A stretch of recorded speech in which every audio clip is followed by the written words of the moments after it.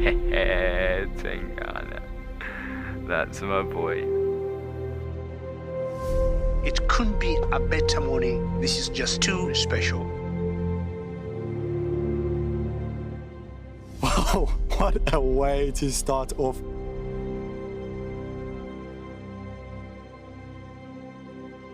Bright colors, and it attracts the insect to the flower, which is exactly what we're watching right now. This is so exciting.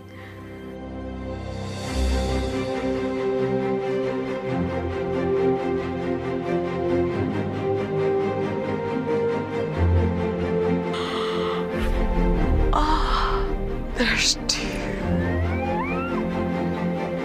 Hello, Mama. It's all good. Hi. Hi. The smallest baby black-backed jackal I have seen in the wild. Look how full the belly is. It is so incredible to spend this time so close to an African penguin. They just make me feel alive. That is incredibly sweet. Grooming each other.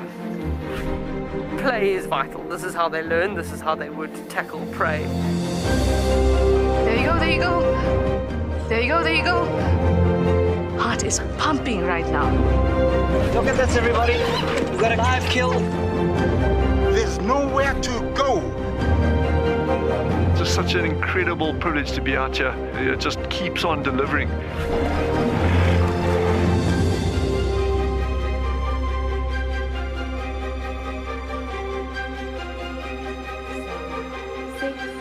Five, 4, 3, 2, 1, live.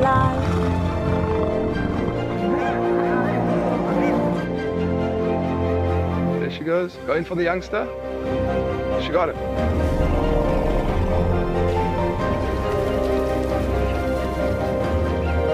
That's what I'm talking about. Look at that. It is insanely good footage.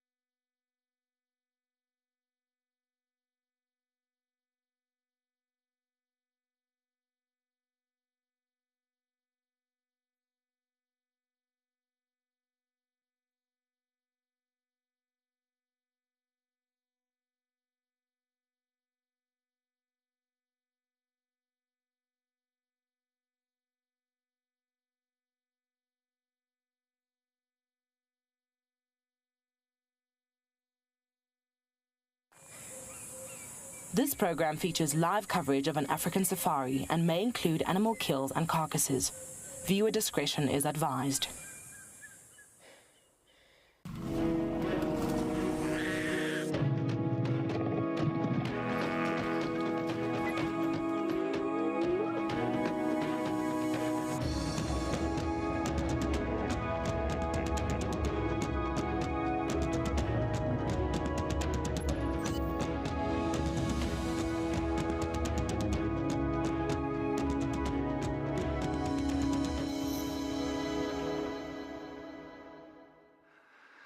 Good morning, everybody.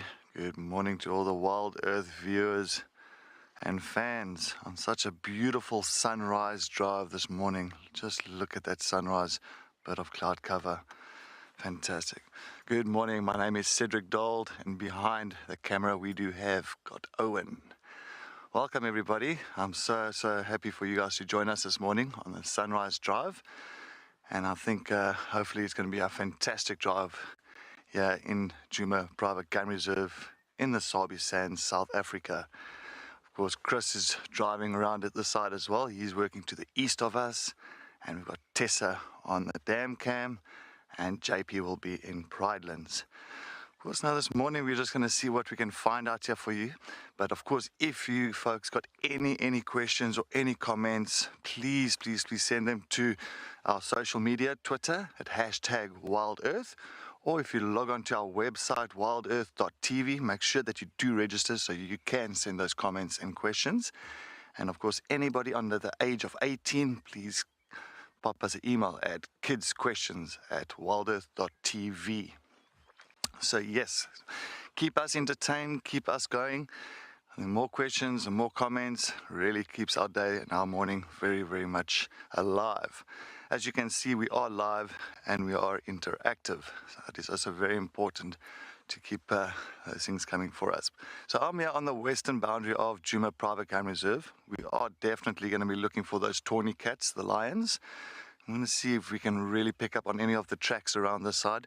I know that yesterday they did have the tracks all around towards Vuyatela Access. That's just north of us.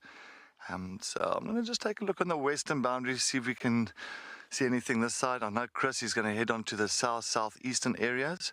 So we're going to see if we can pick up on those things. But yeah, let's head to the weather and see what the weather is up to for today.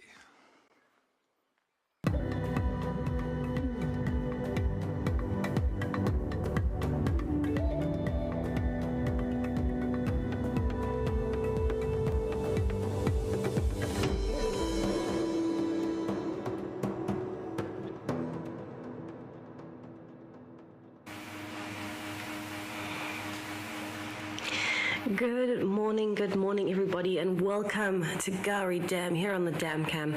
My name is Tessa. I'm going to be your guide on Dam Cam this morning, or your camera operator I should say. And it is a beautiful overcast morning here at the dam. Now I have just spotted this hyena that is walking through. It's come all the way from the drainage line at the top end of the dam and is walking down towards the dam wall. Now we know there's been quite a bit of sounds all over during the night. There were some lions calling at around 5, and the hyenas have been calling pretty much non-stop since then. So there's definitely some activity going on, and I know Cedric and Chris are on a lion finding mission today. So hopefully they can do better than I did yesterday. But I do want to try and get a nice close-up of this hyena. It is moving so quickly. The camera is actually struggling to keep up, but I'm going to keep it framed there, and there we go. Wait for the hyena to walk in. Now the light unfortunately is still quite dark, and that's because it's so overcast, so we are expecting it to stay overcast for a large majority of the day. But that does mean that the camera does not do quite as well with the light as it would have in the sun. Oh, there's a beautiful view. Sniffing along the banks, so I'm sure this hyena is just checking up on information as it's moving. You've got to be quite careful when you've heard other hyenas calling, when you've heard lions calling during the night. You don't just want to walk anywhere without sniffing first, and of course stopping to listen every now and then. It certainly seems like this hyena is on a mission. I'm going to zoom out. We might see it coming past the edge of the dam wall over there.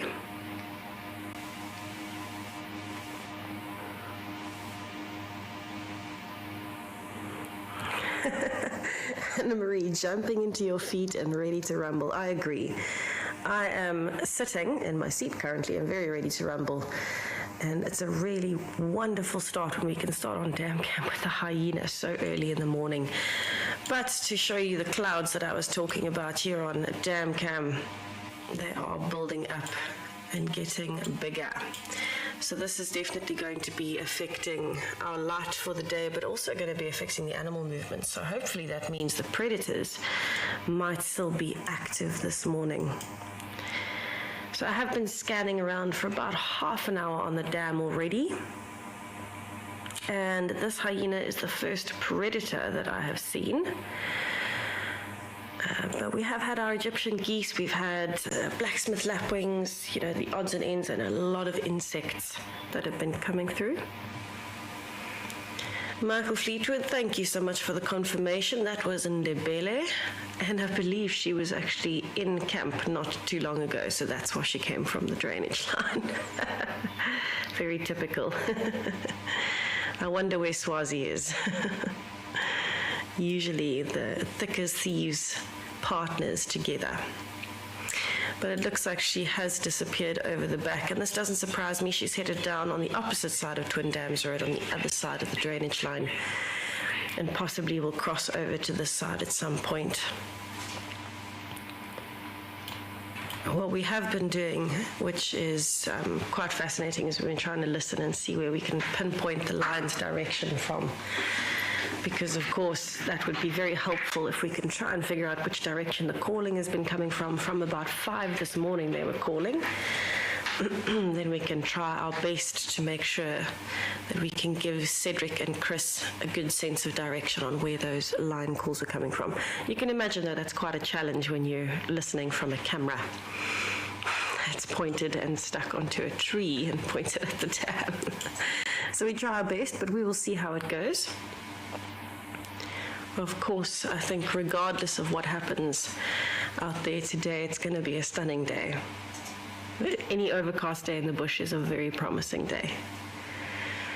So I will definitely be scanning. I know that there has been some activity in my favorite trees, and I believe there was even a porcupine seen again last night, which is fantastic.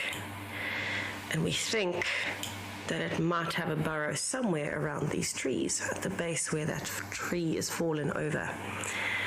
It's been seen quite early in the mornings, between say midnight and 2:30 in the mornings.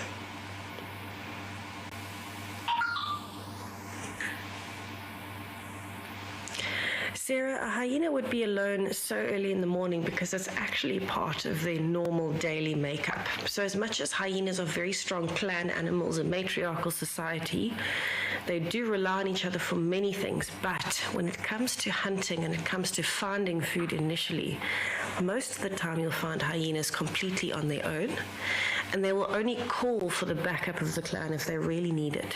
So essentially, if they come across lions or something on a kill and want to try and steal the carcass, then they will call for backup. Or if they find something big that they're wanting to hunt, they will hunt together. They're cooperative hunters.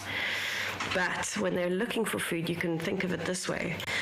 If I was a hyena and I was walking around looking for food and finding scraps, I wouldn't want to have to share those with any other hyena, because my priority is myself, and if I have cubs, it would be my cubs.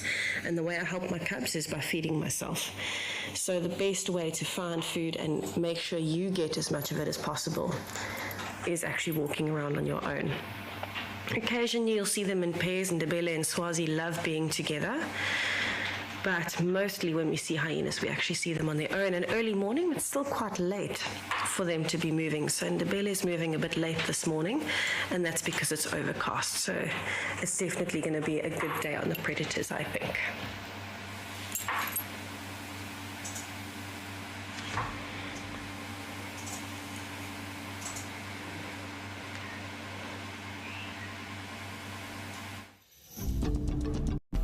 I am here at Jacuzzi, where Cheeky the African penguin was identified for the first time on the 20th of January 2022. And Cheeky can be distinguished from the other African penguins by its broad black breastband, as well as its beautiful black spots along its belly. My favorite distinguishing feature of this African penguin is its beautiful white cheeks. Join me here at Penguin Beach daily to learn more about this African penguin. Pangolin, known as the respected wise old man of the African bush, is said to be a symbol of good luck and the bringer of rain. 8 species of pangolins are found worldwide, of which 4 occur in Africa. This mysterious creature is now the most poached animal on our planet.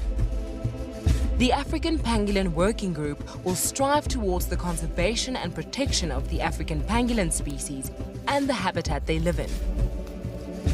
The African Pangolin Working Group has been mandated by the Department of Forestry, Fisheries and the Environment to assist and support the retrieval, release process and the research of pangolins in South Africa. Each rescued pangolin is assessed, treated and rehabilitated by an experienced team of veterinarians and rehabilitation specialists. We can ensure the survival of the species. Together, we can make a difference. Guys, have a look at what we've got. This is better than my birthday. Look at that. This is the first time that I ever see cubs this small. This is so special. This has officially just become my best sighting of all times. Tune into WildEarth every single day. It's in your nature.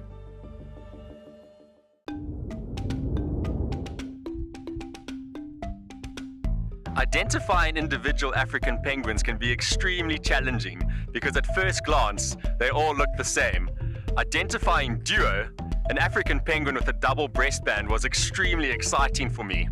Less than 5% of the African penguin population has this unique variation in plumage. And I can't wait to share Duo's life with everyone on WildEarth. Okay, cool. Then.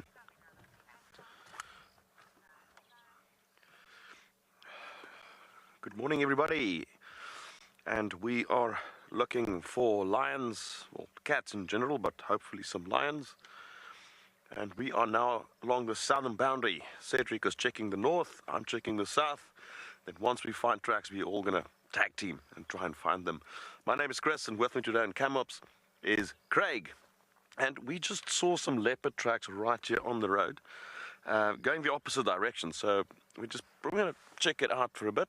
We are right on the boundary with Little Gowrie, so it is very likely that this animal might have moved over south into Little Gowrie, and it looks like perhaps a young male, and could very likely be Marips. But what we will do, since we are relatively close to twin dams, we're going to probably head over there and just investigate if there's any further tracks, and then from there we'll probably start making our way northwards throughout the property, and then all depending on where we find tracks, that will then dictate where we are going.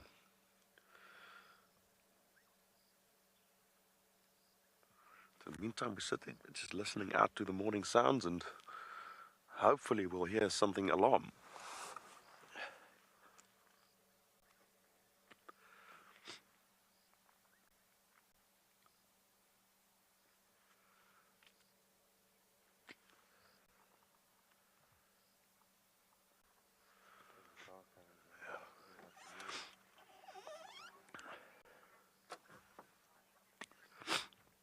Good morning, Timothy. Timothy says he's hoping that all the big cats will come out today. Timothy, I'm right there with you. All right, we're going to move on. Stay with me. And we're going to just slowly check this road. It seems like these tracks have gone south into Little Gowrie, so there's no use trying to follow them or track that down. So let's go and take a look at Twin Dams, and then we'll Also, maybe just swing past the hyena den and see if there's no activity. I mean, it's rather early. Normally, from about 6 onwards, they tend to come out. But we'll definitely go past there and perhaps return a touch later.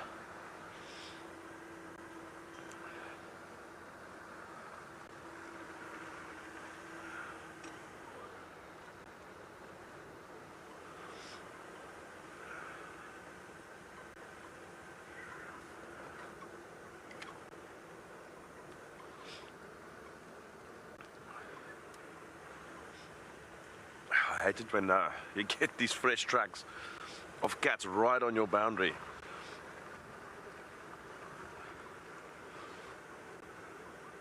It's nice when they enter your property, when they exit, not so nice.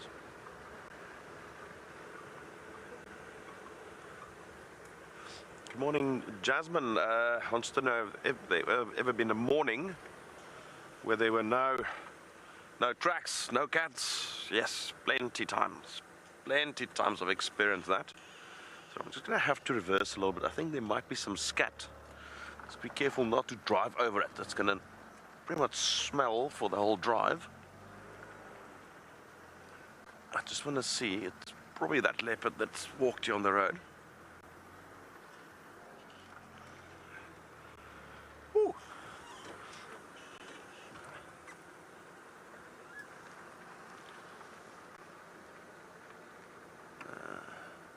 No, that is a porcupine.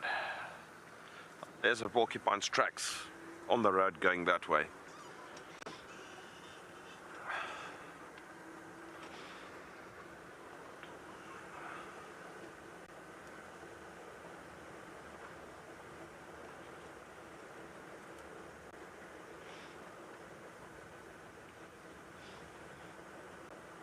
Well, Twin Dams has been very productive in the last couple of days. There's been a lot happening here.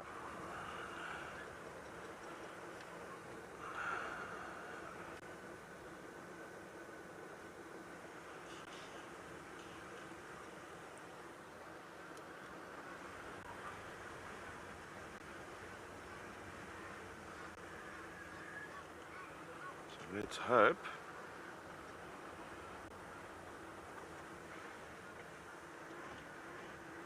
it would still be the case.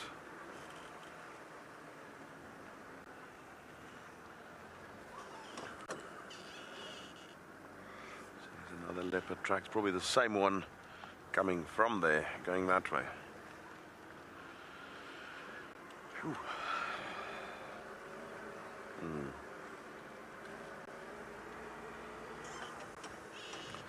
Well, let's head over to Cedric in the meantime while we check out Twin Dams to see how his tracking is going.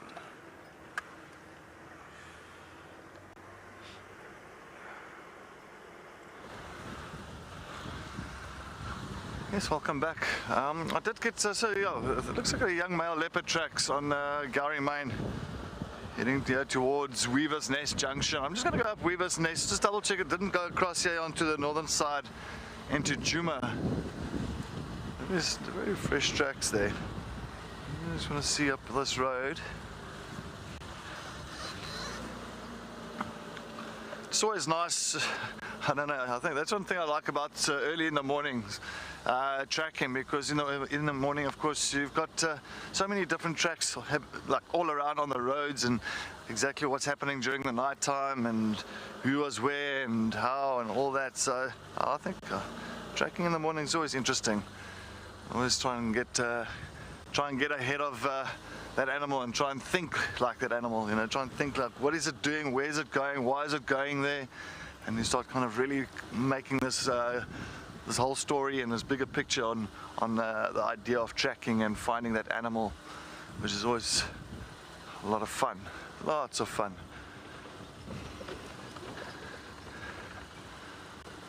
And so just sometimes, like, I don't know, for myself personally, I like being successful finding that animal, but I sort of like many times not to be successful, because if I'm not successful at that point of time, it makes the success much greater. So it's, in other words, it's not like I find it every time and it's becomes like, oh, I'll find this animal again. It's just so nice sometimes when you don't find it, you work hard, and eventually you find it, and that success is just more pleasing. But I'm just hoping I can really. Well, I need to be successful with these lions today because we need lions.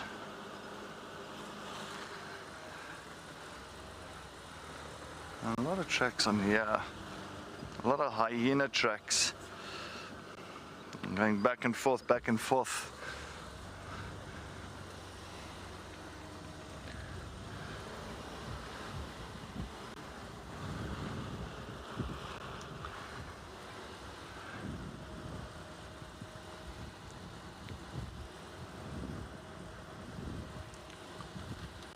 And there's also this grass is slowly but surely turning color now.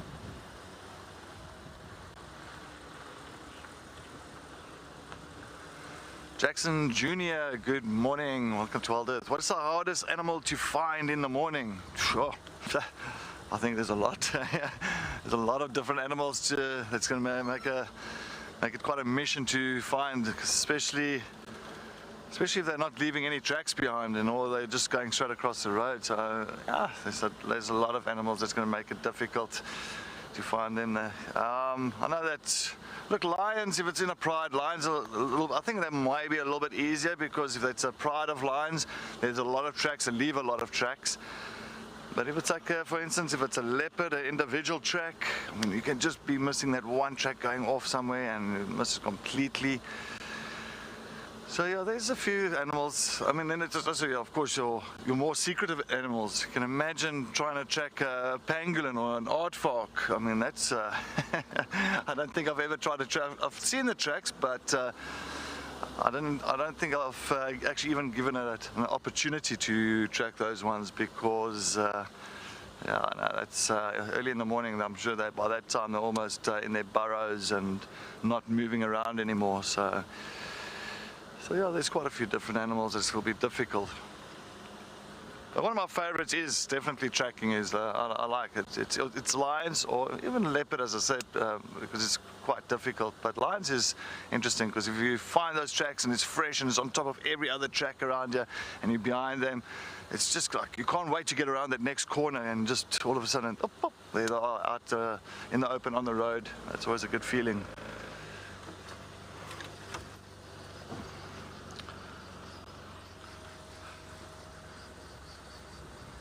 Cheetahs are difficult, aren't they? Cheetahs are actually also one of those animals that those cats that they do not, most of the time they do stick to the road, but a lot of time they'll actually go from one side of the road, they'll just cross the road and go into the other side and off they go. So not like the lions and leopards, many times they'll use the roads to get from A to B more so. And so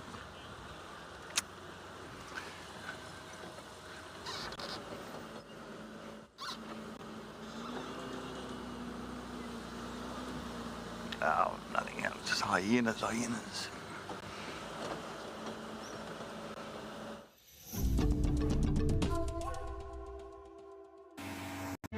Cape Nature is the chief custodian of the Western Cape of South Africa's natural environment. This highly successful organization strives to conserve the province's natural heritage to ensure a sustainable future. Besides nurturing nature, Cape Nature offers an authentic ecotourism experience to local and international visitors. And one of these experiences is walking amongst the penguins at Stony Point, or as we know it, Penguin Beach. WildEarth broadcasts live from here every day and is very privileged to be partnered with Cape Nature, who have focused their conservation efforts here. If you want to visit these iconic black and white African penguins for yourself, then head over to our website to find out more. Cape Nature. Conserve, explore, experience. This warthog is in big trouble. He's got elephants all around. What are you going to do there, big guy? What are you going to do? Oh, he's pretty brave though. Oh man, he's not even moving. Look, that elephant is trying his best, but that warthog ain't budging. That's madness. That's so funny. And we have a winner. The warthog wins the standoff. Expect the unexpected here on WildEarth daily.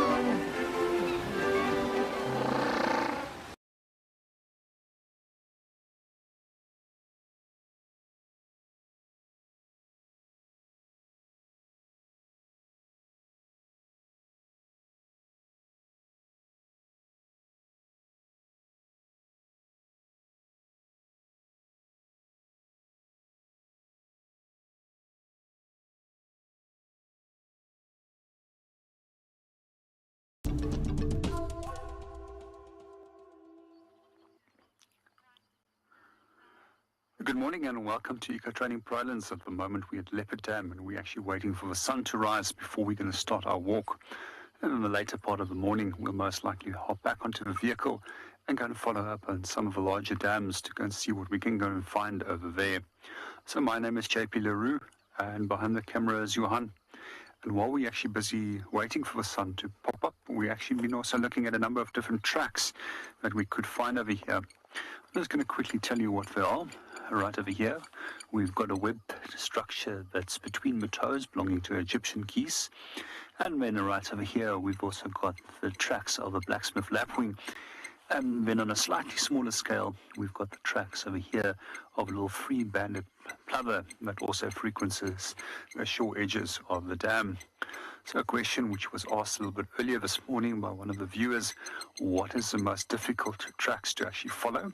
There's a lot of things that will actually influence how difficult a track is to follow. Time of year, time of day, the amount of daylight will influence it, and even the type of soil on which you are tracking will influence it at that point.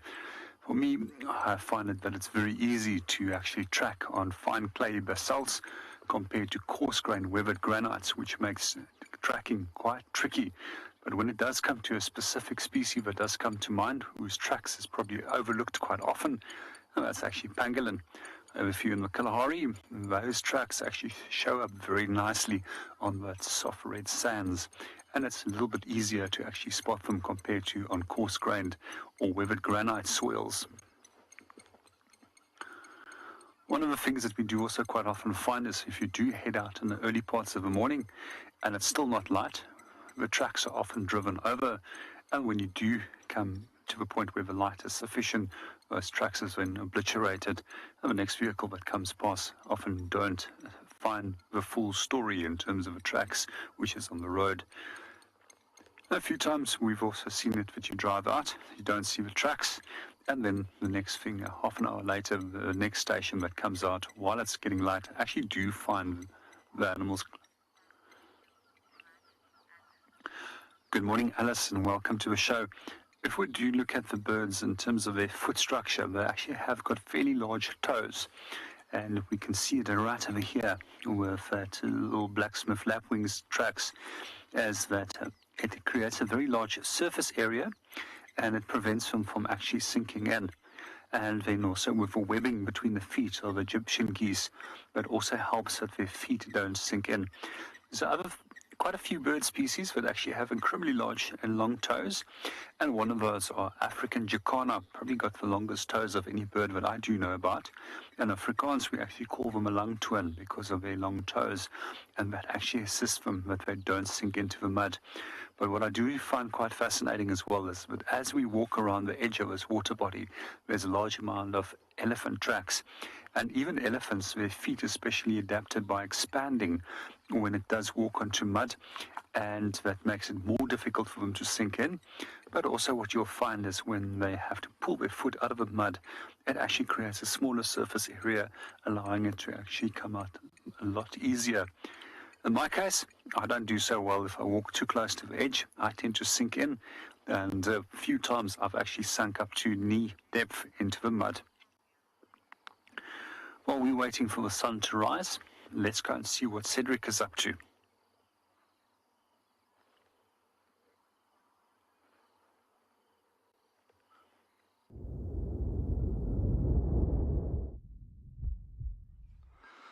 Yes, welcome back here to Djuma Private Game Reserve. I can imagine JP getting stuck in some mud.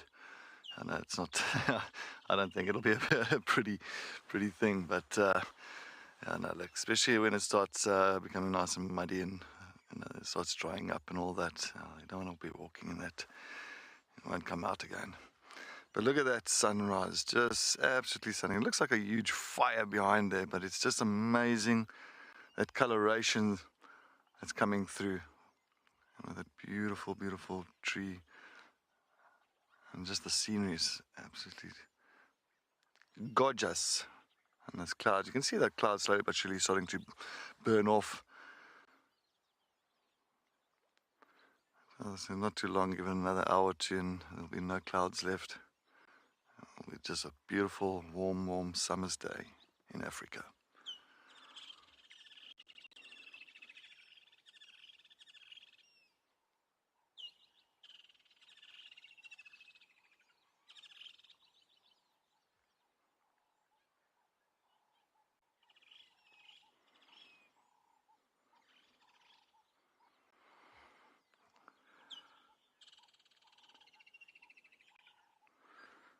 Alright, Chisa, good morning. Good morning, welcome to WildEarth. Yes, it is absolutely a gorgeous sunrise, definitely. Definitely. I mean, this golden light that's coming through, I think it's just at this point in time, it's a photographer's dream to get something now, and actually with that sun hitting some animal's coat, or even the trees and the grasses around, it is always such a beautiful time of the morning. I can never get tired, and I'll never get tired of it. I think I can watch sunrises and sunsets every day and all day. Of course, we're sitting here at Treehouse Dam. As you can see how that sun is really hitting this area, and it's just lighting up all the trees around here. It's just making the vegetation really spring out and looks so healthy. And of course, we got our resident hippopotamus bull. It's of course in his waterhole. I think he's had a nice grazing session last night, and now he's back in his little dam. And it's a good time just to rest for the day here, especially that it is going to be a warm day. So I think he doesn't want to move too far. He doesn't want to be out of the water on a day like this.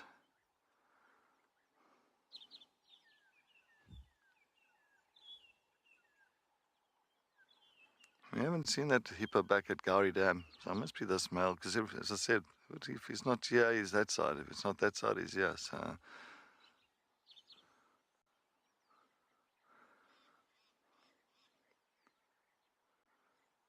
I think this water, but I can see Treehouse Dam, and it's definitely, so the water is slowly but surely moving down.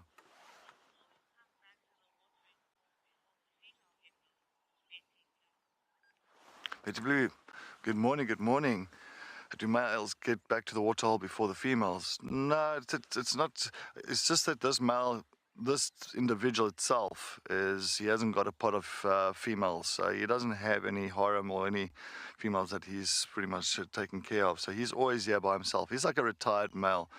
But coming back to your question, males or females, either one will get back to the water, before each other. So it doesn't really. It's not saying that the male will get back to the water before the females, because sometimes I've seen females staying in the water the whole night and males going out, and then sometimes you'll find the females will just go out for a short grazing period and then they'll come back again. Because remember, they don't utilize so much energy during the daytime because they are in the water, so they don't have to really graze the whole night. They really graze for short periods of time. And then they can come here, because they don't walk during the daytime. During the daytime, they just really, relax in the waterhole and that. So it's not such a how can I say, a given that males and females will decide who's going to come back to the waterhole first.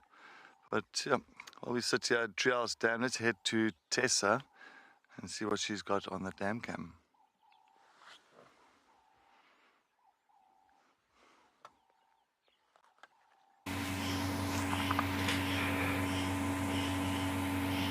Oh, I love Treehouse Dam. One of my favorite spots. I've always been quite lucky there. I am monitoring our very favorite nesting trees here at Gowrie Dam, and you can see the sky is changing quite a bit. The clouds are starting to break up, so we're seeing patches of blue sky and of course some actual golden light coming through and catching the grass as it's getting higher and higher. So I am just loving how this light is changing, and of course all of the sounds at the moment are unbelievable. There are so many different birds calling. It's actually, I think it's one of the best mornings I've heard on dam cam in terms of sound, and that's quite impressive. It's definitely something that I've missed. It's always a beautiful scene to watch, and what I want to do while we are looking at it is just have a look in the branches of the trees, just a little bit, not a massive in-depth look, but just a quick scan for any movement, because I can hear some of the smaller bird species and they're normally flitting right at the tops of trees, and you always want to make sure that you're not missing them. Every time I'm on a bird search right at the tops of trees, I think of a Steerling's wren warbler. It sounds like a telephone ringing. And they're always right at the tops of the trees. I'm not seeing any movement just yet. Now this is the stump where the nests are. So we know at the moment there's Birchall starlings nesting right at the top there on that pointy piece sticking out to the right. They're nesting in the back there. Then we've had the brown-headed parrots nesting on the little piece that comes out to the left further down. And of course we had the woodland kingfishers nesting as well, although they are nearly ready to migrate back now. So I wouldn't be surprised if they are no longer needing the nest and their chicks have already fledged. But it's very interesting because you can actually see signs that the birds have been here consistently. I know the parrots have been cleaning out their nest. You can just see bits of wood flying when they are here. But the little bits of white on the tree that you can see, especially on that left-hand branch, and some scratch marks from the beaks. This is a little bit of bird poo essentially on the branch, and of course scratch marks from their beaks. But I'm going to keep scanning around the dam and just appreciating a gorgeous view this morning, and I think JP is actually doing the same, appreciating some scenery. So let's go have a look.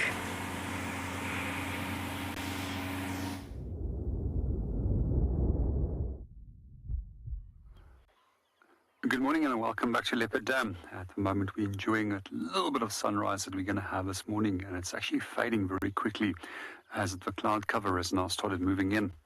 However, this actually makes for lovely walking conditions as the air temperature is nice and cool, and the clouds also provide us with some cover.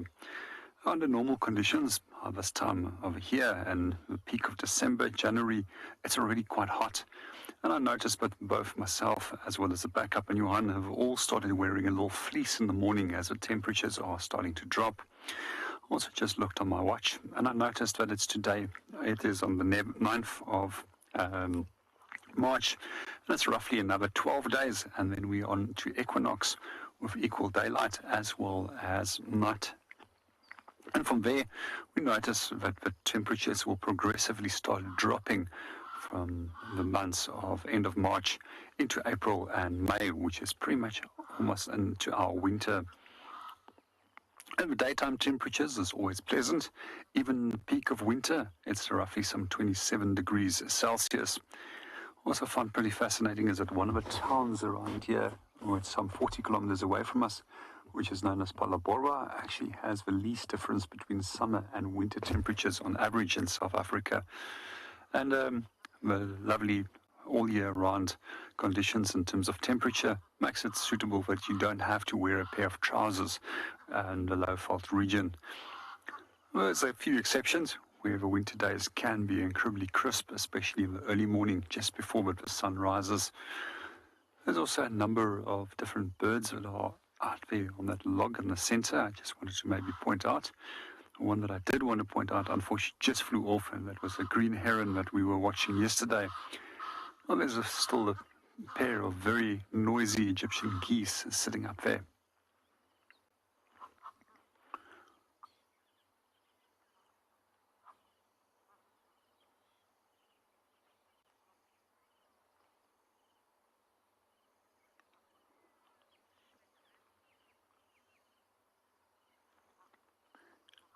From here, we're going to start our walk and go and see what we can go and find.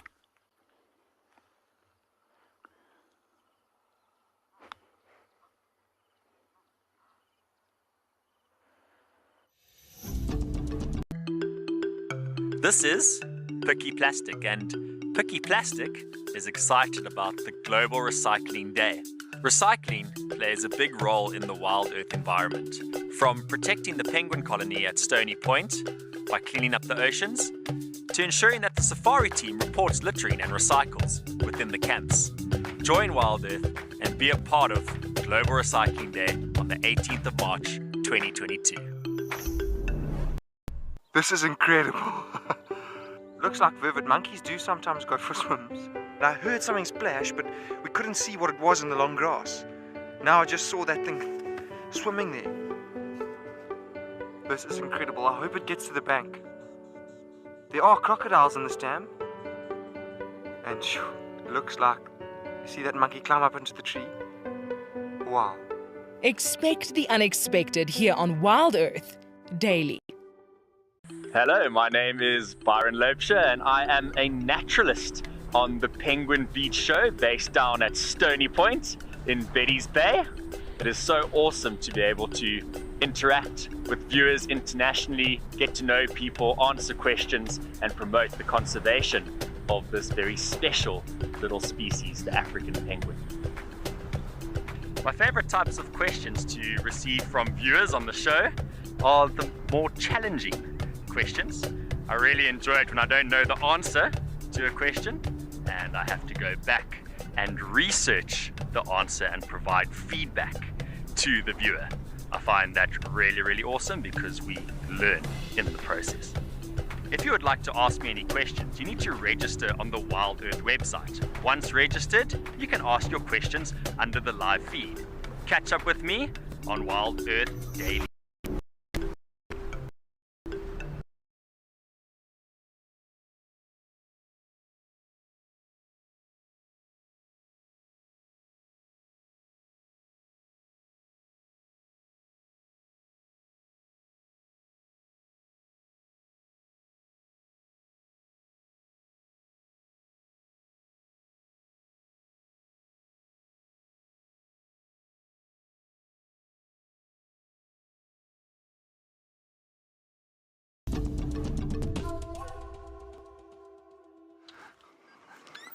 Welcome back, guys. As you can see, we just picked up on two hyenas. We just bumped into it. Looks like in Djuma. I just want to double check. So sorry, I just got here now. Lying on the road, and a younger one at the back. Looks like in the belly. I just want to double check here.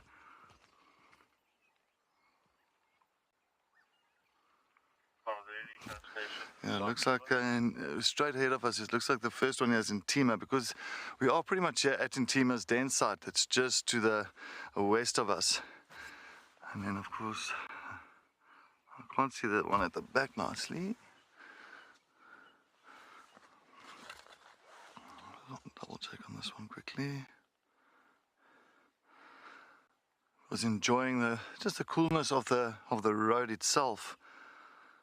I think it's nice for them and nice and open as well, so they don't have to hang around the den site too much, which is just to the west of them. But I'm just trying to see who that the one at the back is. If anybody could give me an update, and if anybody knows can identify the one at the back, please send a comment.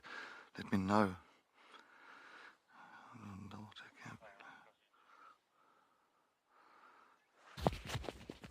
I think this one is definitely in Djuma.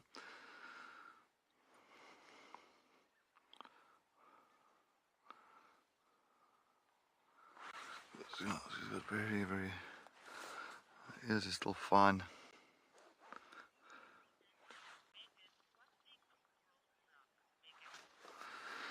Megan, good morning. Good morning. Welcome to WildEarth. Yes, it's an awesome roadblock. Can you believe it?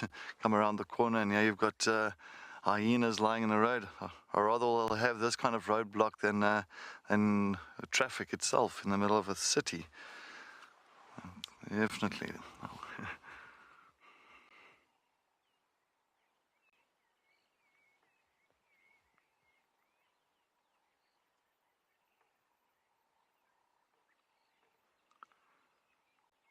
Well, this looks in Djuma's also quite full. Had a lot of their trucks coming up from the south north. I think they maybe they came from a carcass that was further south of us. But I haven't looked. As I said, the den site is just to the west of us, but I haven't seen who's at the den site itself, because I know that Hart, the other female, she did bring her cub this side.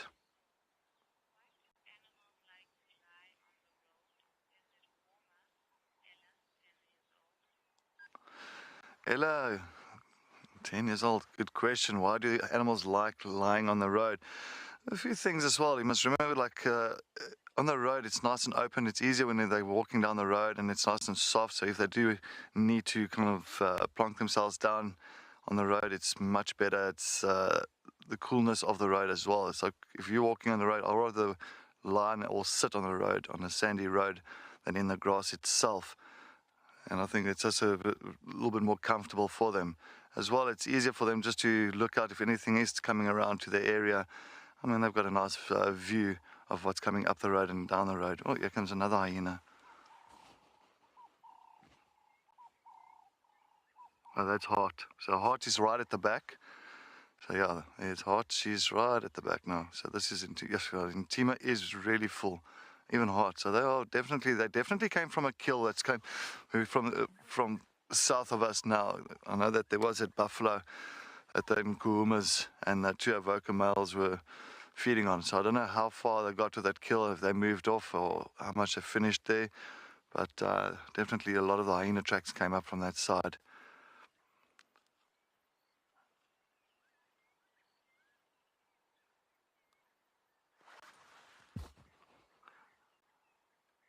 I don't know what's if one's further that side. I think that's Hart's previous litter. That female. I'm just trying to see. Sorry, I don't want to double check on this quickly.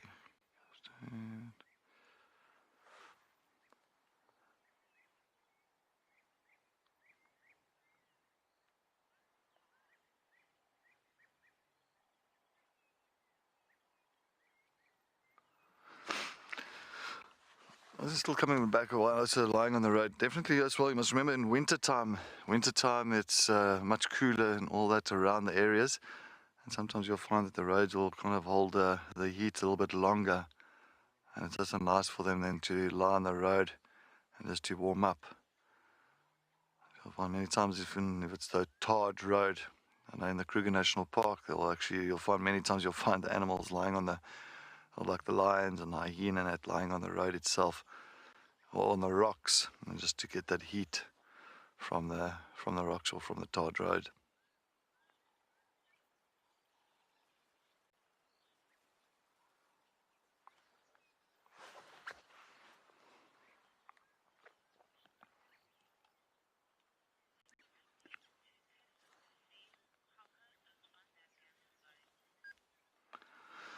Well, we sit here around the hyena den site, or on the road itself. We're going to take a look there just now, towards the den site itself. But yeah, let's head back to Tessa and see how's it going on her dam cam.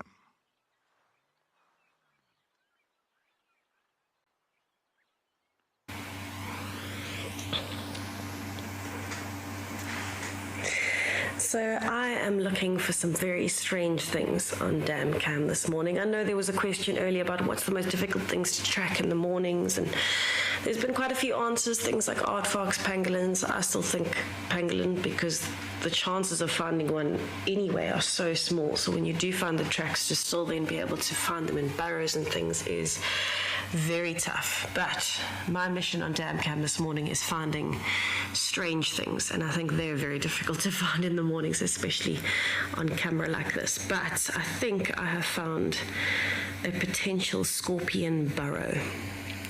So this is the fallen tree that is next to our nesting trees, those sites with the two big nesting trees. This is the fallen tree next to it where we think there might be a porcupine burrow. But you can have a look, there's quite a few cracks in the bark of this fallen tree, and this is very typical of a place that a scorpion would use to burrow. Now this is unfortunately as far as I can zoom in at the moment, but just underneath the top section of the bark you can see it's lifted up. And that is the perfect little crevice for a scorpion to disappear into, but even better than the one on the top because you can actually see through to the grass behind as though an elephant has stripped the bark off the top. This one here at the bottom that's shaped like a bit of a smile, this would actually be better because it's a solid crevice in the tree. And that means that that piece of bark is not just going to be ripped off like the top one you can see is actually loose off of the tree. And I would not be surprised if there is a scorpion in there after a night of long adventures, if there is a scorpion in there at the moment. I'd actually love to go and take a walk down to the dam or a drive and go and have a look on this tree for all of the smaller creatures that might be in there. And one of the most fascinating things to do is to have a look for scorpions at night with a UV light. And it's actually very interesting because they they glow in the dark. They fluoresce under a UV light or a black light.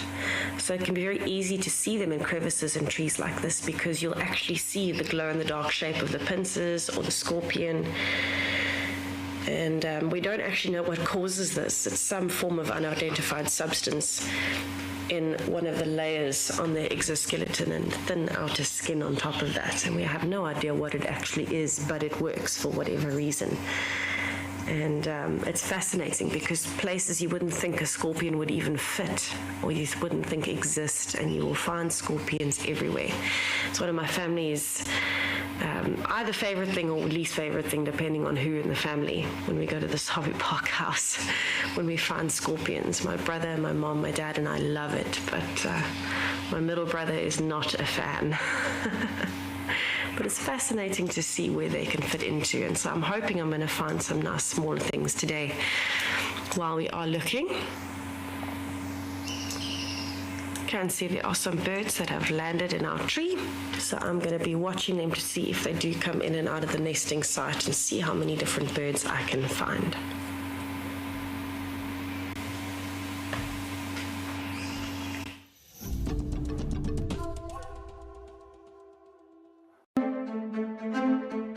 Spinning around in outer space, our planet gives life to the human race. Every day when WildEarth is out on drive, we see our Earth's beauty. We see her alive.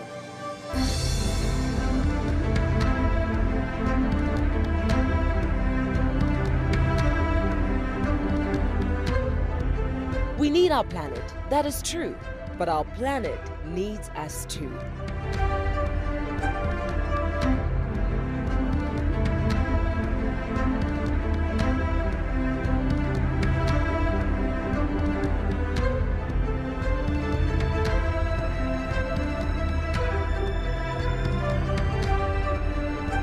WildEarth will be celebrating Earth Day on the 22nd of April with a special safari live show.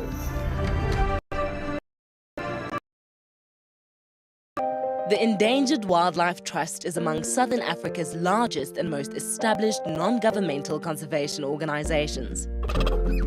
Our strategic vision centers on saving species, conserving habitats, and benefiting people.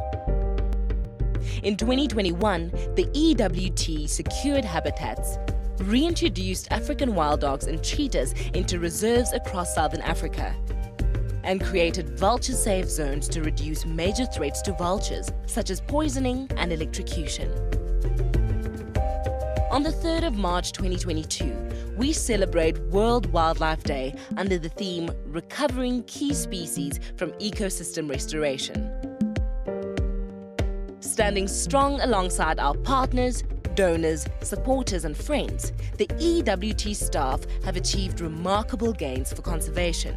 Thank you for helping us protect forever together. It's a legless skink, but I'm trying to identify this snake that's come out. Oh, no way. It's decided to leave. Go for the road, making way for it, and then we'll carry on.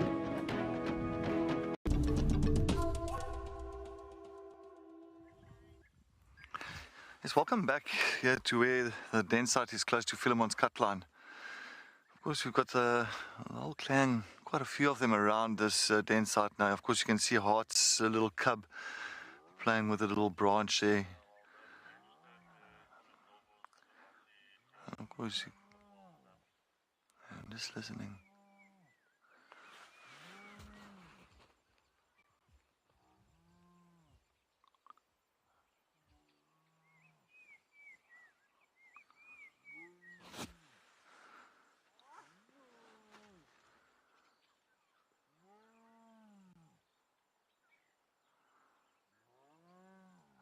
A lot of interaction here at the moment between Hart and Intima. I think Gingerika's here as well.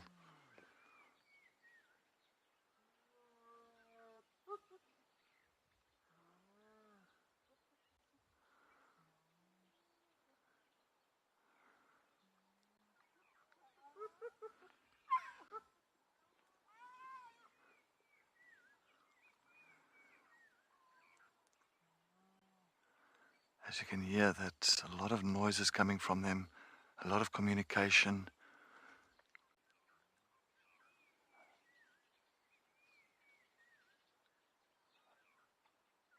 I think overall, yes, about 6 different kind of adult hyenas here. I'm just trying to, Ingerika's just gone further down. Down the road, yeah. But I don't see, Intima and Hart is definitely, they are the two that's really interacting mostly here. And poor Intima, the female, her rank is lower than Hart's rank in the matriarchal line. But poor Intima came here. She was the first one at this den site about a week and a half ago.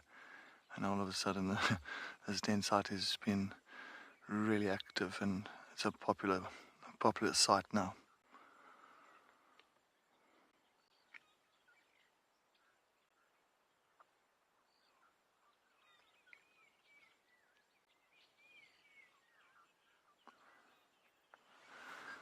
So yeah, excuse me. Yeah, so this is Swazi's. I see Swazi, as I say, around there at the den side. I think Gingerika's gone further up the road now. I think Swazi's just at the other side now with Hart, and where the younger cub is.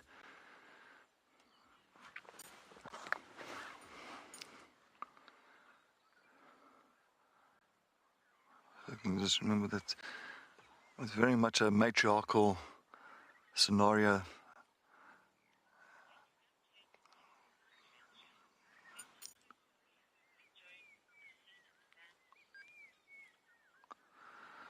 Well, we're just going to try and reposition ourselves. And let's head to Chris. He's got a beautiful scene at the dam.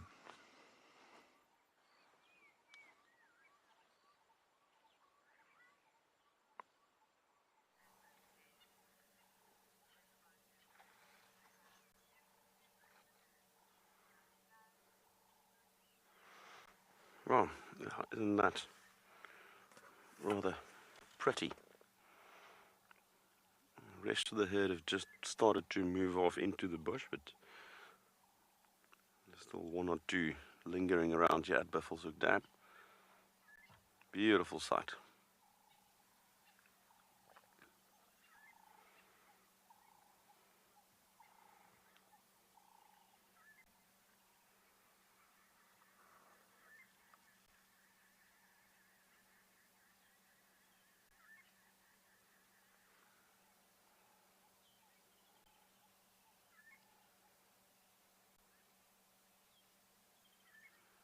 Lots of birds and all sorts of sounds around here. So we're gonna just sit here in silence and just appreciate this for a bit.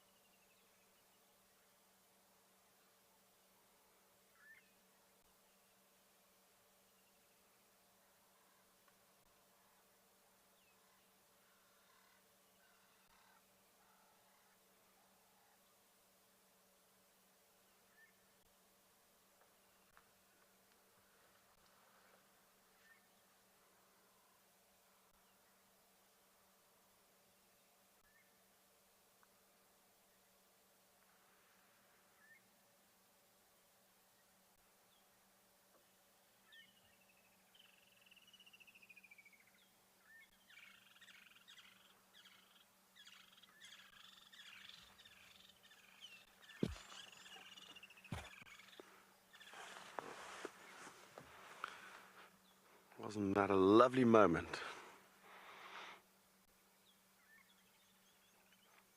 Also got a couple of woodland kingfisher also vocalizing. They're soon going to be gone.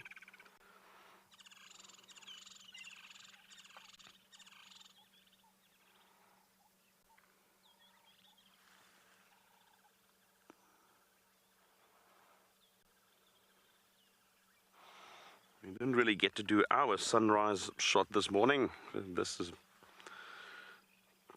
probably better. Just sitting at a dam listening out to the birds.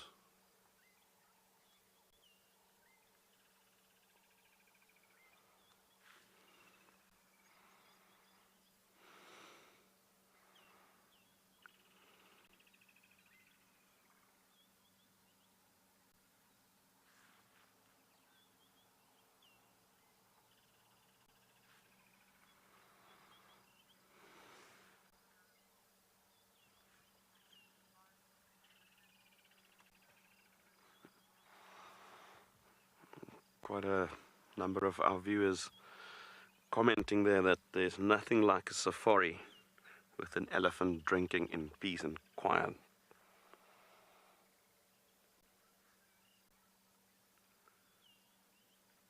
And just spending time at a waterhole. I mean, even if there's nothing, it's always fun just to sit and listen out to the sounds.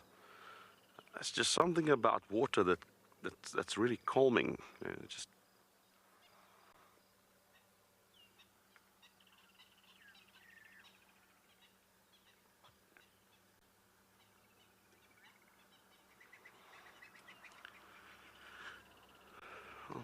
let's head over to JP on his bushwalk to see what he's got.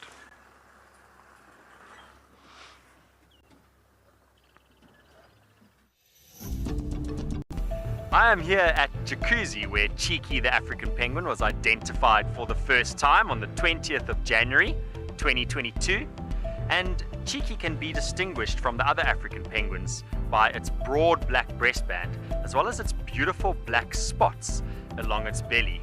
My favorite distinguishing feature of this African penguin is its beautiful white cheeks. Join me here at Penguin Beach daily to learn more about this African penguin's life.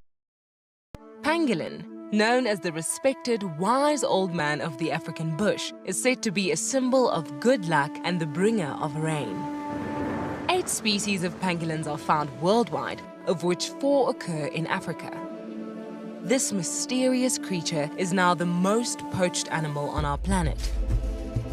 The African Pangolin Working Group will strive towards the conservation and protection of the African pangolin species and the habitat they live in. The African Pangolin Working Group has been mandated by the Department of Forestry, Fisheries and the Environment to assist and support with retrieval, release process and the research of pangolins in South Africa.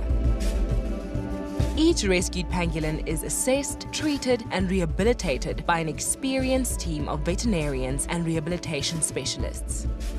We can ensure the survival of the species. Together, we can make a difference. The thing I love about Russ is that she's taking good care of us. She gets us to sightings, like we drive over big blocks. The most memorable experience with Wendy was 2 nights ago. In fact, last night, when I had a flat tire right in the middle of a herd of 400 buffalo and had to change it right there and then. That was by far my most memorable experience with this trusty old girl. The only tough experience on Rusty would be to forget to charge her. Well, she's only broken down with me once, and it was basically just a loose steering rod that we fixed in the field. We use big batteries to power up everything, so if it happens that you don't charge it, she'll die on you, eh?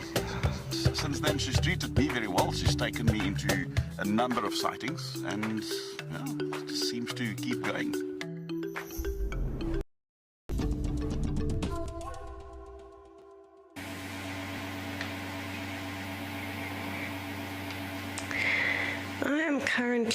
I've been scanning, but I'm watching the top end of the dam where we go into the valley and the little pan system. And the reason I'm doing that is because I've heard squirrels alarm calling almost consistently for the last kind of 5 minutes or so.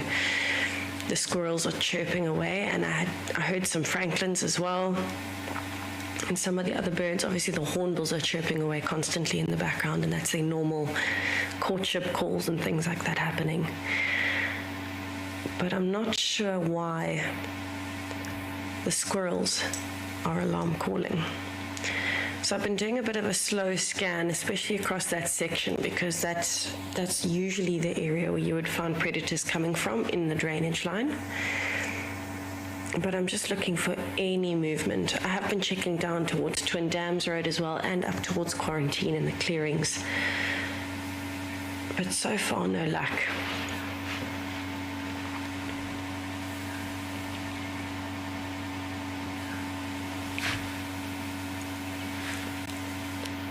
I'm wondering, with the hyena having moved through, with Ndebele having moved through, and alarm calling now, I'm wondering if there's not maybe just a snake or something, because Ndebele would have picked up if there were other predators here. And it could have even been a bird of prey. Debbie, the best way to tell if it's an alarm call is purely by, unfortunately, experience. So we just know the specific alarm calls. So initially when you get out here and you start listening, you might not even be able to tell the difference between a hornbill chattering away and a squirrel alarm calling. You know, if you're inexperienced in the bush, unfortunately it just takes experience to learn. And that comes from asking, that comes from, you know, being tested on it and learning from the people around you. Usually though, you'll find most animals have a distinct alarm call compared to the other calls. So something like an impala or a kudu or a wildebeest, they have a very distinct call that is an alarm call, and it's usually the most harsh sounding call. For a kudu, it's the big bark, the same for a bushbuck, same for a nyala. For a wildebeest and an impala, it's more like a very loud sneeze or snort, compared to the usual just grunts of day-to-day life chatting to each other. With birds, it can be a little bit easier because it's normally the highest pitch and most shrill sound that they can make. With the squirrel, it's just the constant chatting all the time. And it just it makes you think when you hear the sound, automatically something even in our brains, I guess the animal instinct in us, when you hear an alarm call, immediately you start listening anyway. It's a natural reaction. And I don't know if that comes with experience or if it's something everyone has. I suppose it depends person to person. But you can usually tell based on the pitch and, you know, how persistent the animal is when it's alarm calling. And unfortunately, you know, I know we were chatting about it a bit with the Fireside Chat, and we've been chatting about it the last few days. How reliable is an animal's alarm call? Because if you're looking at it this way, you know, an impala might see any movement, an alarm call. And it could absolutely be nothing. It could be a duiker walking past that maybe looked like a leopard in certain light. A squirrel will do the same. It'll alarm call if there's a bird of prey or a snake or anything like that. So we can't necessarily rely on alarm calls and say this is definitely because there's a leopard or a lion or a bigger predator here that we're looking for, because anything can be perceived as a threat by anything. It depends on each scenario. But what we can say is that if impalas consistently alarm call and there's more than one alarm calling, the chances of 5 or 10 or 20 impalas being wrong about what they saw, heard or smelled is very small, as opposed to one accidentally thinking it. If many of them are alarm calling and steering in the same direction, the chances of them all being wrong is quite small. And as much as they can pick up on the alarm calling from the others and alarm call, they won't continue alarm calling unless they're convinced there's a threat, because it wastes energy. There's no point. So that's much more reliable than something like a squirrel, which constantly is alarm calling in the background at the moment. So it really does depend, I suppose. We were chatting about it yesterday, but how dangerous is something? Well, it depends on the size of what you're talking about. Because for a squirrel and for an impala, the threats are going to be different. So it depends on what size you are dealing with. But anyway, I'm going to keep scanning and see if I can figure out the mystery puzzle over here. And I'm going to send you over to JP to see what he's up to.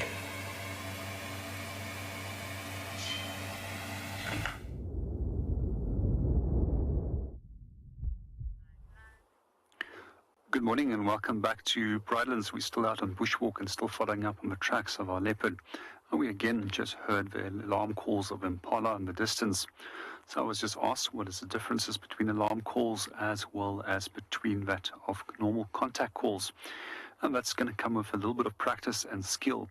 It's so important that we actually focus on training guides, that they can actually learn to listen to the different calls and separate them, as that we actually also it does form part of an exam, that we have to be able to identify a number of different alarm calls.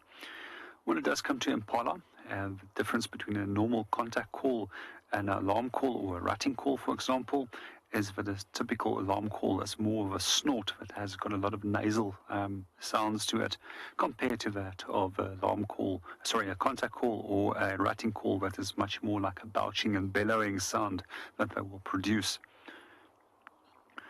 When it does come to birds, they also have different calls, and quite often I notice that a lot of the typical calls are misinterpreted for alarm calls, especially when it comes to francolins and spurfells.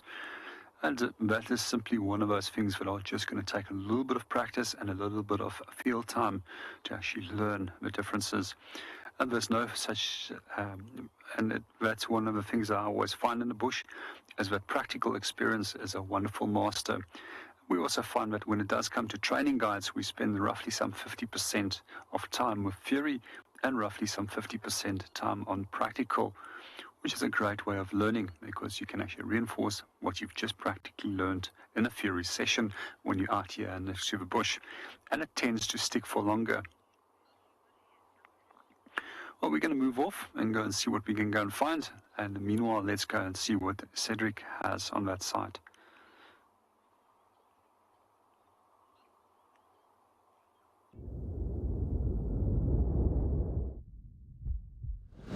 Yes, welcome back to Djuma Private Game Reserve. I fully agree with JP.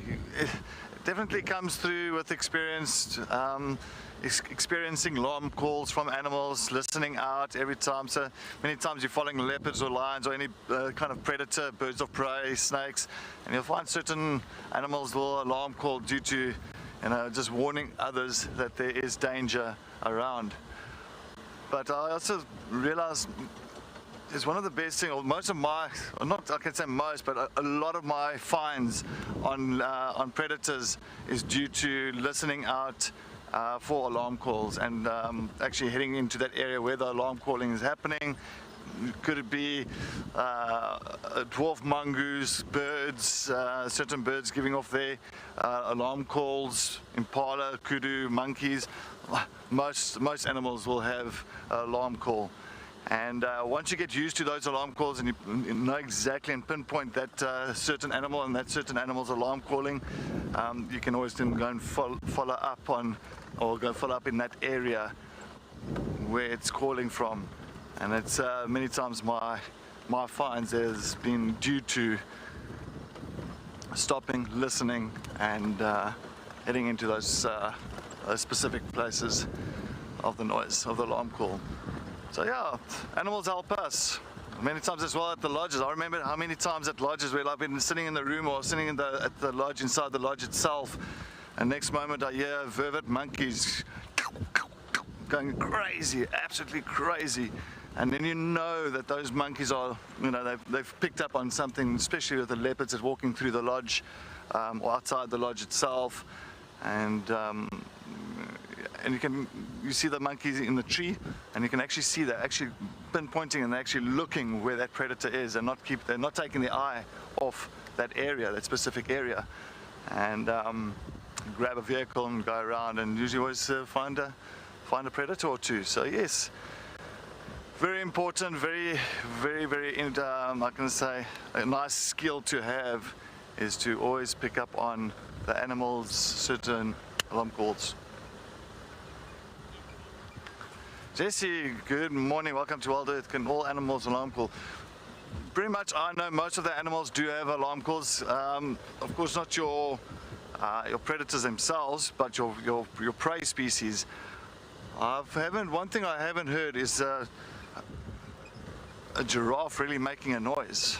I know that a giraffe is one of those animals that I've used a few times as well, where actually they won't make a noise, but they'll stand up very upright, ears pointed like that, with their heads or their faces pointing exactly the direction of where the predator is, not making a noise, but there will be a typical body posture of a giraffe when it sees a predator. So it's also very easy to distinguish. So yeah, so things like that. But other than that, most other animals, yes, for sure. I mean, Frank, from the birds, all different kinds of birds, mongoose, monkeys, antelope, all have a specific alarm call, but they'll all of them will know each other's alarm call. So it's not like if a impala is alarm calling, a kudu will not recognize that alarm call. They will. It's just it's instinct in and built in to the prey species. Oh, elephants. Hello. Oh, hello. Try and get in here, a nice little herd. I'm just going to try and get this side, get the sun behind us, maybe get a lovely early morning sun on these elephants. I'm just going to go in here.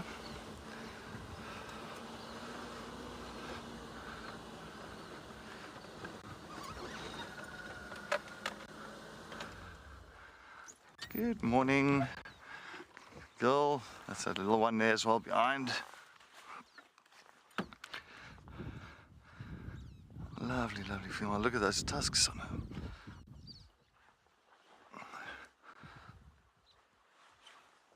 Sorry, I'm just trying to take off my jacket. It is getting a bit warm now. I'm just going to take the layers off here.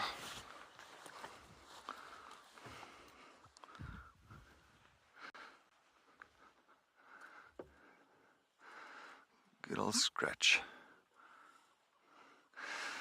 Lovely female, beautiful tusks on that female, really, really pretty, and actually healthy tusks on her.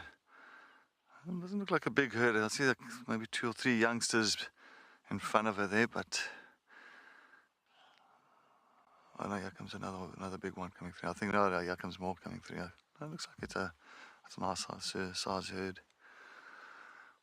Of course, a nice breeding herd like this, it's always beautiful to see, especially with the young ones. I mean, I think with the elephants, I can really sit with elephants all day. It's one of my favorite animals to just look at and observe their behavior, because they've got a lot of that kind of teaching behavior, and there's always some interaction and something happening when the elephants are moving through the areas and feeding.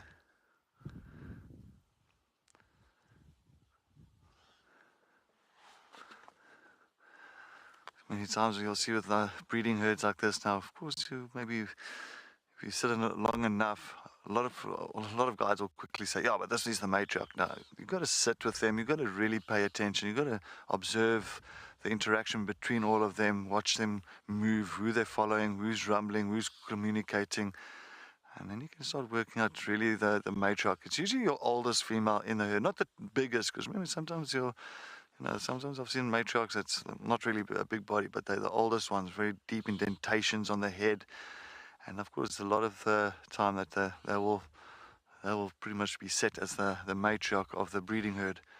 And very important, a lot of responsibility on her shoulders, because that whole herd is really much going to follow her movements and where's the next watering hole, where's the next feeding ground. So they do rely a lot on the matriarch. And as you know, elephants are pretty much all family related, so you'll find it's the aunties, the grannies, the sisters, the mothers, and then of course the young ones, the young calves that's in these breeding herds. Yeah, it's actually a very nice herd. They're actually all spread out in front of us here. Very, very. So now what's they doing? Remember, they deciding, they approaching us. So this is where it's always, you just remain still. It's always a good lesson, because the elephants are very clever. They're not going to approach something if they want to cause trouble. So what they're doing, they're just feeding, very relaxed, and approaching us. And 10 to 1, they're just going to move gently past the vehicle. That's why I love them. It's like the elephant is one of the easiest animals to really kind of see if they're aggressive, if they're calm, because they show it.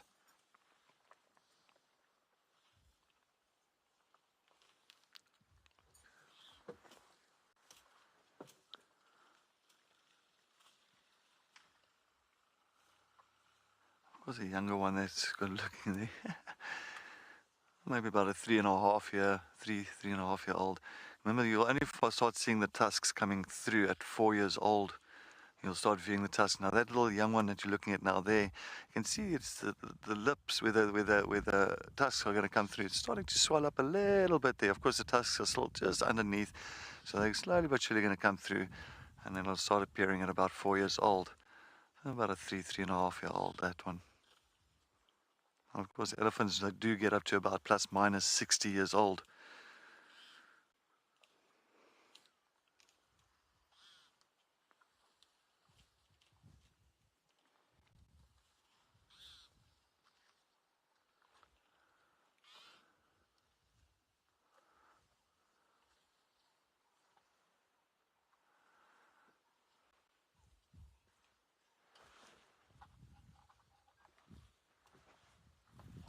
I didn't pick that up, my comms didn't work.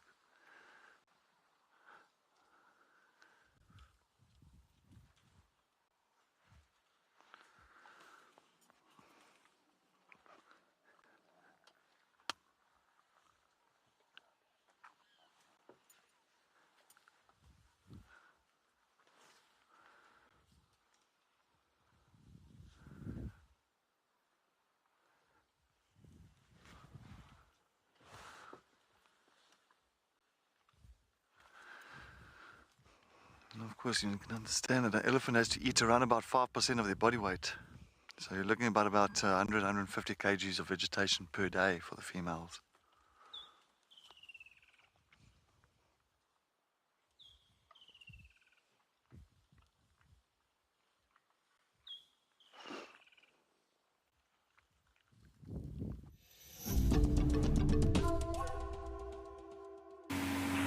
Do you dream of traveling to a far-flung wilderness location where life continues as normal? A place where you can escape to nature and breathe. If you become a WildEarth explorer, then this could soon become a reality. Subscribe today and stand a chance to win regular travel prizes. WildEarth Explorers, it's in your nature. Cape Nature is the chief custodian of the Western Cape of South Africa's natural environment. This highly successful organization strives to conserve the province's natural heritage to ensure a sustainable future. Besides nurturing nature, Cape Nature offers an authentic ecotourism experience to local and international visitors. And one of these experiences is walking amongst the penguins at Stony Point, or as we know it, Penguin Beach. WildEarth broadcasts live from here every day and is very privileged to be partnered with Cape Nature, who have focused their conservation efforts here. If you want to visit these iconic black and white African penguins for yourself, then head over to our website to find out more. Cape Nature. Conserve, explore, experience.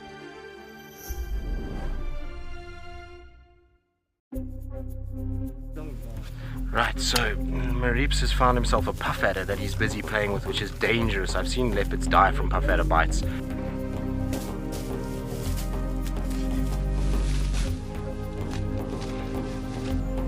I think he got hit on the paw. So he's obviously taken snakes on before. But at what cost, Marips? It has been a wonderful privilege to identify one of our key characters here at Penguin Beach, Pepper, with a very, very distinct facial patterning, as the name would suggest, very peppered and speckled belly. I'm really looking forward to seeing what this penguin does over the next few days and months. Because of those unique markings, it's going to be really, really cool to watch it.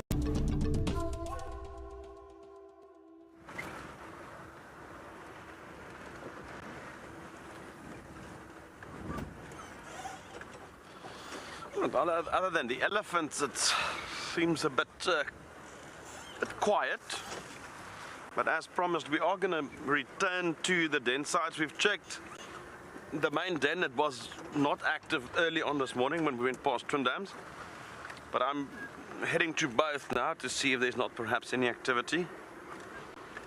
And then we'll take it from there. Quite a number of elephant herds around. I've bypassed about 2 in the meantime, en route to the den. I'm probably still a good 10 minutes or so away from that den site, so it's not up ahead still.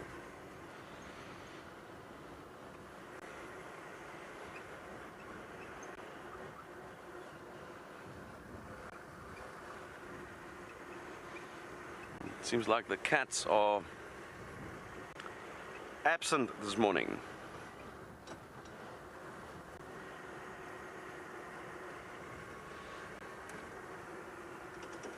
There's something on the road here.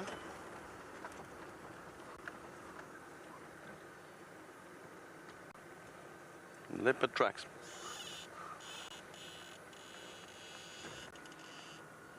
Let's see how fresh this is.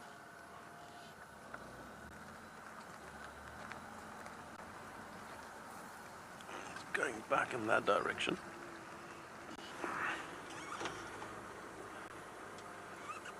Well, it's going back that way.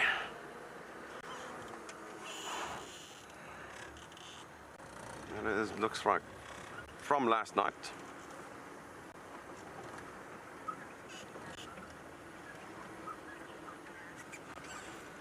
Hi, good morning, Peter. Question there, how many crabs do we currently have in the Djuma clan? Oh, let's count. I mean, it's Hart's got 1. Ribbon's got 2. Corky's got 1.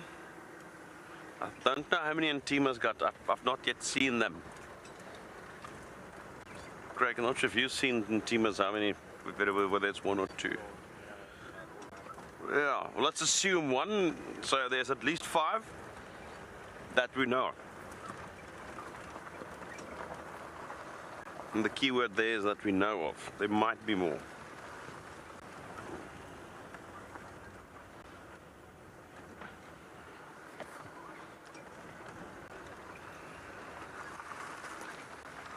But like I said, I don't know exactly how many Ntima's got. She's got 2, then there would be 6.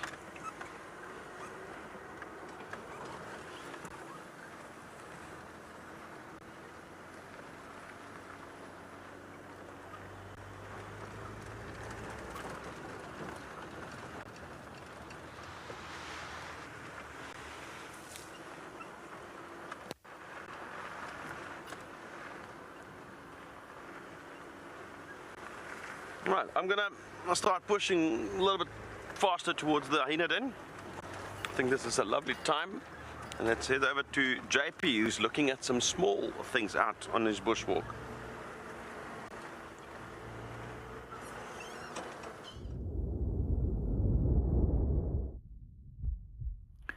Welcome back to Bushwalk. At the moment we are looking at a number of harvester ants, and one of our ants is just actually bringing a seed back towards the nest. We also sometimes see that they will actually bring the outer layer of the seeds and the dehusked seeds to the outside of the nest. And there's quite a large amount of dehusked seeds which is actually lying outside here. But when it comes to harvester ants, we also hear that they're quite often confused with harvester termites. But the two species are very, very different to one another. And when we do look at ants, we find that they are actually more closely related to bees and wasps, unlike the termites, which is actually more closely related to cockroaches. In the past, they actually were used to be placed in 2 separate orders. However, a lot of the modern insect books actually classifies them into a single order when it comes to the cockroaches as well as termites. We also find when it comes to termites that they are entirely dependent on dead plant material, where we find when it comes to ants that they can feed on both dead plant material as well as they are carnivorous as well, which means that they eat other organisms. When it comes to these guys, they solely will actually focus on only bringing back seeds to the nest. And one of the things I also find particularly interesting is within their nest structure, there's a special area where they'll store the food, which is almost like a waterproof area that is designed to keep the seeds dry and prevent them from actually germinating. We also find that a number of different ants, as well as termites, are very important in actually dehusking these seeds and then assisting with the germination process. When it comes to termites, they obviously also create a nutrient-rich soil area for those seeds to actually start growing in, as there's a lot of nutrients in the soils. However, not the same with the ants. One of the things that I will also like to just point out is that you'll see that there's different size ants over here. And with the different sizes, you'll normally see that some of these have got incredibly large heads and incredibly large pinchers. And those pinchers are designed specifically for dehusking the seed. So the larger the ant, the larger the seed that it can actually dehusk. So everybody has got a specific function within this group. Now, when it does come to housekeeping is very important for these guys to keep their nests clean. And they've also got a special adaptation when it comes to the workers. And that's little hair-like structures which is underneath the bottom of the ant, which enables them to pick up little soil pebbles and then carry those to the outside and deposit them. And quite often you will notice that they actually form like concentric rings around the hole.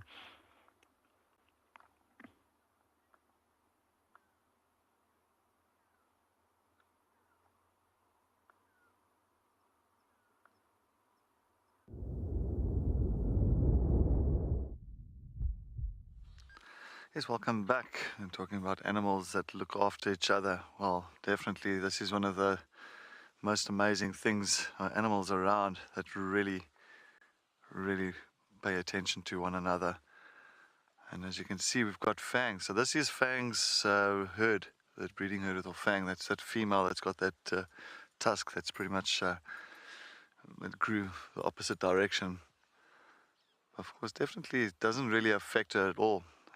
I mean, I think it's just they adapt themselves to what she's been put up with, and yeah, definitely hasn't had any issues. She is a nice, really big female.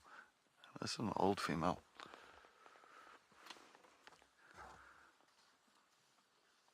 It's just exactly those sizes. Like some people, sometimes you'll have a person like teeth is grows skew or something like that. So it's the same as her. Maybe she just had an issue when she was younger, maybe a bit of an injury to the tooth, and it just grew the opposite direction.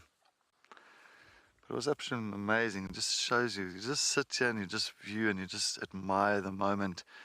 And at one stage, all of them came past the vehicle, not fazed about our presence at all.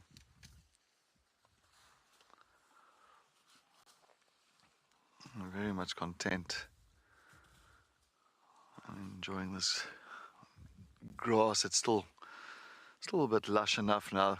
We're coming to the end of the wet season, so slowly but sure you'll find once this grass starts dying off, the elephants will divert to things like the cambium layer. Unfortunately, then they do a lot of damage to trees in winter time. But for now, there's enough grass, enough leaves around for them to enjoy and to feed on.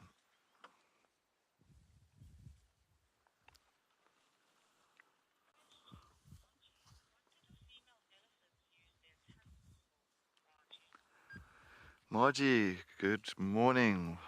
Thanks for joining us on WildEarth. What do female elephants use their tusks for? Well, many things. Of course, first of all, they'll use it to dig up roots. So sometimes you'll find bulbs under the ground that actually can dig those things up. And also peeling back the cambium layer. So of course that's a layer around trees. And that's a layer that really transports the water and nutrients to the leaves back and forth. And as I said, like winter time, they usually, there's not much grass around, and a lot of the trees are dormant, and they'll kind of end up using the tusks for that. So, well, elephants, female elephants, they do not spar really like males do. So that's why their tusks ain't as thick and as robust as a male's tusks. But those tusks are mainly used to even dig up holes. I've seen them actually going into riverbeds. They use their trunk and their tusks to actually create a hole to actually get to clean water that's further down underground.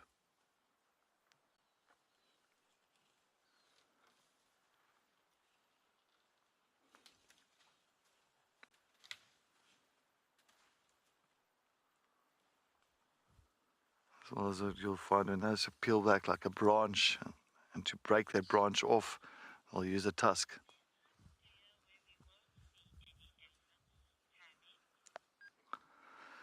Tammy, good morning. Look, we will see elephants throughout the year. They don't go and hibernate or anything like that, or they don't move away from areas. Look, put it this way, that where there's water, especially water sources like your rivers, a lot of the big dams, areas like that, you'll find that, of course, it'll become much more occupied during winter time. But elephants have got a home ranges, so they move throughout the park. They don't just really stay at one specific spot. So you'll find the herds coming in and out throughout the year. So there's sometimes you can go without seeing elephants for 3-4 days, sometimes even longer. Then all of a sudden you've got so many elephants coming through again. So it's no specific time of the year that you won't see elephants. I just always believe that winter time, especially that the rivers are still flowing in winter time.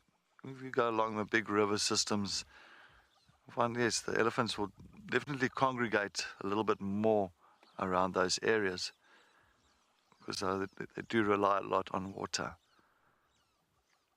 And of course that's where the matriarch comes in, because she will know those areas where the water is still quite abundant in winter time, and she'll lead the rest of the herd into those areas.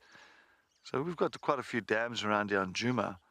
You know, we've got Gowrie Dam, we've got twin dams, we've got Treehouse Dam. We've got quite a few nice big dams in there, even Buffelshoek Dam. A lot of these dams do hold their water quite well throughout the year. So of course those matriarchs, like Fang, I'm sure she will know exactly those water holes that's still going to have water pretty much right at the end of winter time when the dry season's finished. She'll still know exactly where to lead the rest of the herd for that water. So in other words, like Djuma, well, wintertime you won't say, oh, there's no river systems here or flowing river systems here. You won't see any elephants now. Because of those dams, those watering holes, elephants will still come through here. Those breeding herds, or the males, will still come and make their way to those water sources.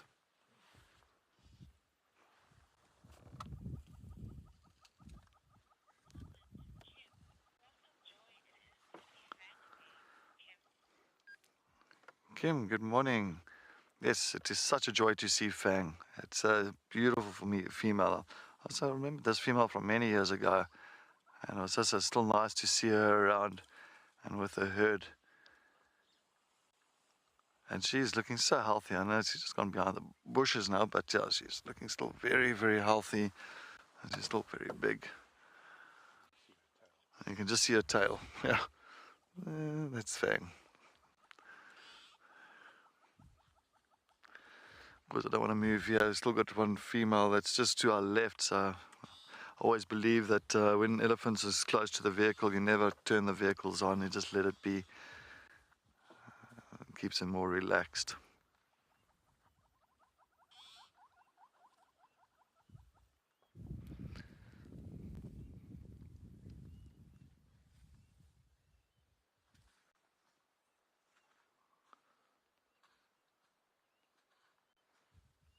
Yeah, no, what a beautiful scene this was. Cool.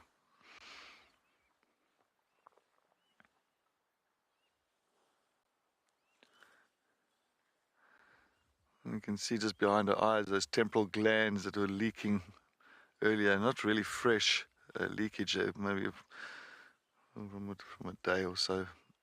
And what happens is if they do get excited or distressed, usually those temporal glands will leak with the fluid. And it's the same as big males in must. When they are in must, those temporal glands, the fluid on the temporal gland is much thicker, more jelly.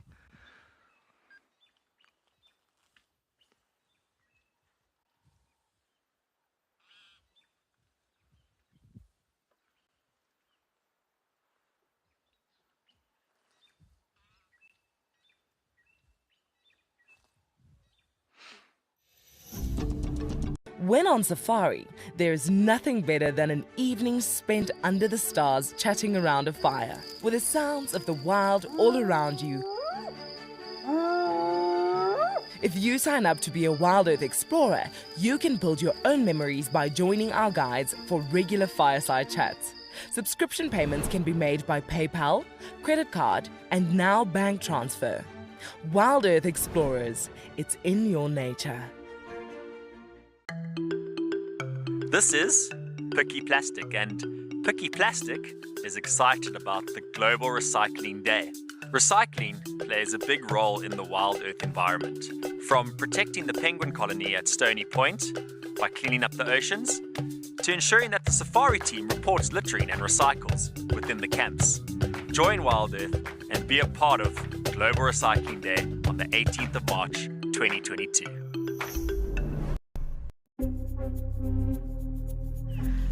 But I think that's him. I think that's the one in must. Okay, this is getting serious now.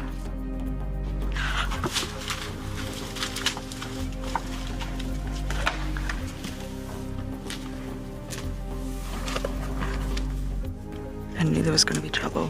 Too many bulls and must over one herd.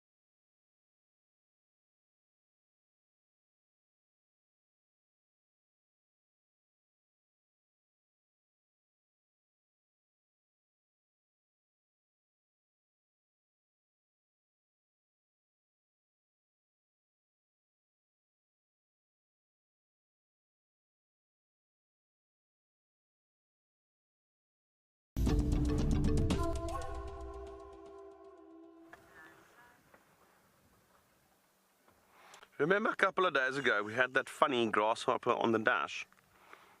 Now it's back.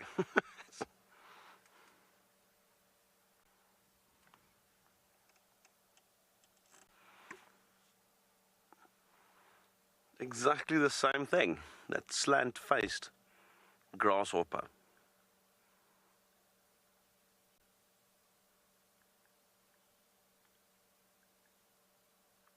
It's just such a weird looking thing.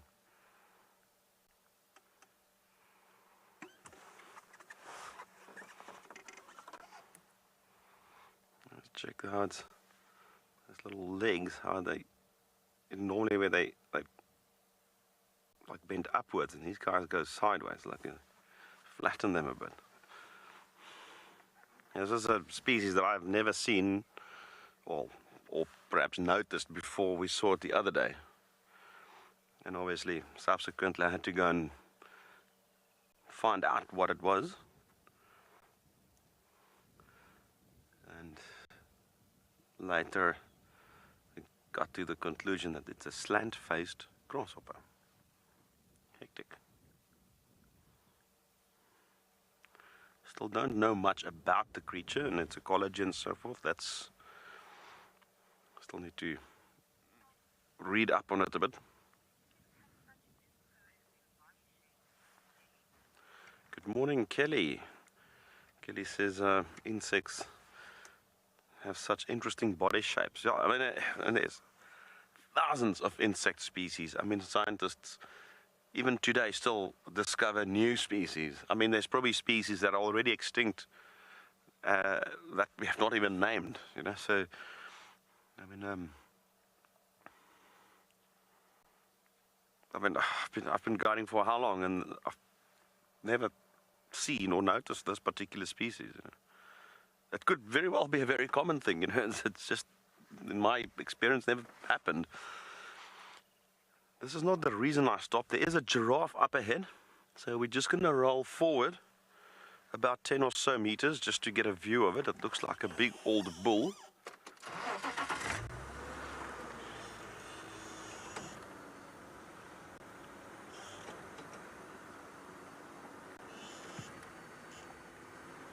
A nice big dark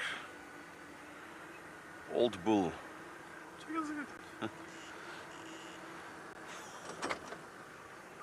Wendy's making all sorts of funny noises. Again.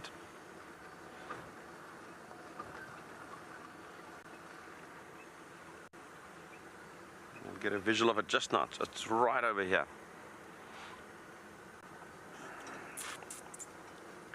There we go, there we go, there we go. I'm not sure if you can work with this, Greg. I know it's a tricky one, but... Hello, boy.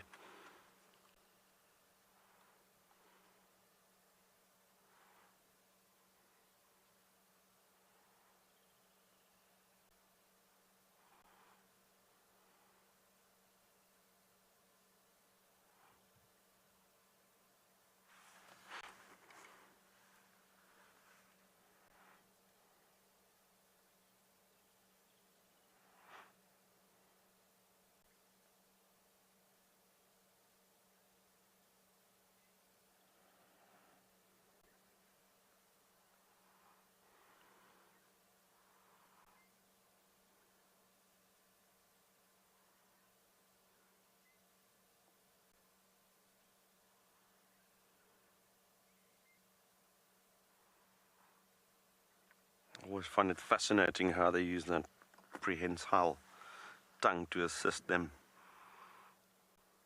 in feeding.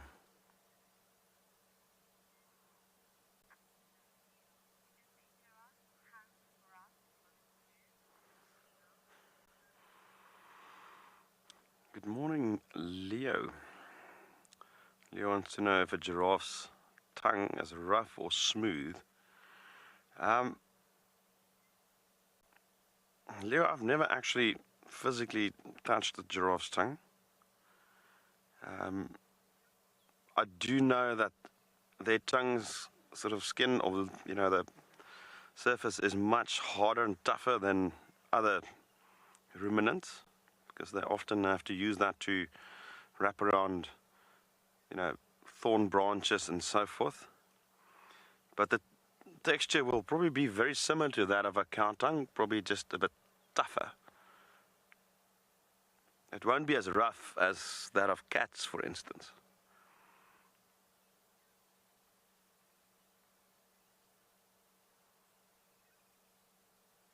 And like I said, I've never actually physically touched a giraffe's tongue.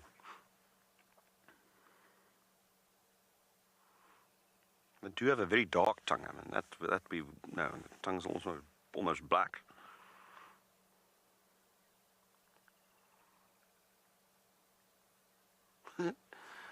Tongue coming out, and that blackness probably is a bit of pigment there, and I mean it could very well be. I mean, I'm just thinking out of the box here. Perhaps it's because the tongue is often exposed to the sun, therefore it's much darker than something like a cow's tongue or a impala's tongue, for that matter. I don't know.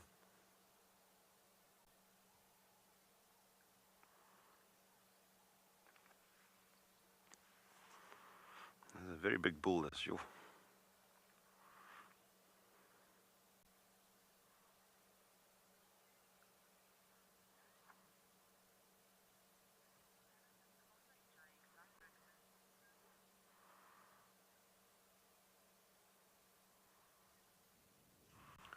We're going to join Cedric, whose elephants are also enjoying a little bit of a breakfast.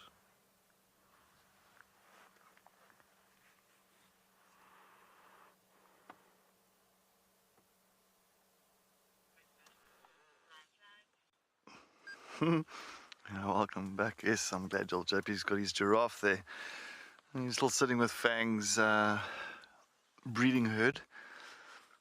And a lot of them just, some of them are very curious. A few of them just pretty much came close to the vehicle and gave it a bit of a smell and then moved on again. But it is a lovely, lovely herd. There's around about 15 elephants in this herd, in this breeding herd. And of course, we've got a nice couple of the youngsters playing in the thickets there. Typical curiosity with the young ones, like little kids. That's what I love. That as you can see, all little kids get together like a little kids' party. Having a bit of now and again a rough and tough little scrumming there, which is absolutely beautiful.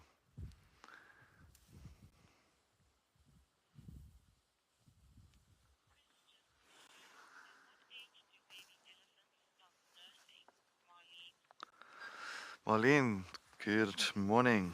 Baby elephants will stop nursing around about, maybe it's about 3.5. I've even seen them up to about 4 years old nursing. That's why many times the female is going to eat and all that, and she needs to, you know, and she starts lactating. But sometimes the younger ones will try and take the opportunity and nurse from their mother. And yeah, so about at 3.5, 4 years old, the female does not accept it anymore, and he'll kind of not kick, but like push the young ones away with the leg, and then you get that typical, that like kind of, can I say, almost like not a distress call, but it's just that like a young elephant that's very upset. It's like, Mom! And it wants to nurse, but mom's not allowing it. So I think it's about 3.5. I'll stop nursing from the mom.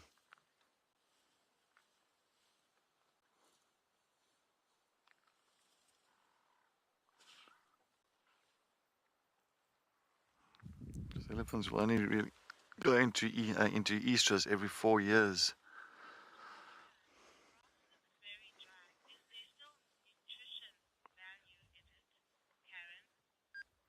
Karen, good morning. Yes, the grass does look dry, but it is still very nutritious. Actually, still more so now. Give and take another month or two, it's going to even look much drier. But they'll still get something out of it, and especially now, that's why they're eating, that's why they're like very much almost like bulk feeders and all that, where they have to really eat so much, like 5% of their body weight, just to get whatever nutrition is inside of that grass, just to get that out. Look at those two playing on the road. Sorry. Two youngsters, so, you know, just having a bit of a tussle there. But yes, no, they still get a lot, and they'll, of course they'll eat the grass and they'll eat the leaves at this point in time. And I mean, I'm just looking at the grass now. It looks brown, but there is still a lot of green inside of that grass. And they'll definitely still utilize as much as possible from the feeding.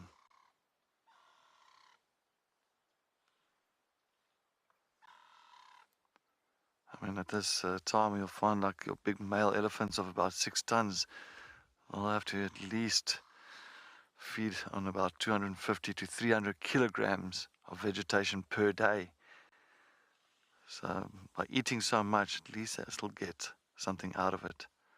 But they do have very bad digestive systems. Unfortunately, elephants pass through about 70% on what they've eaten, and only really 30% gets utilized.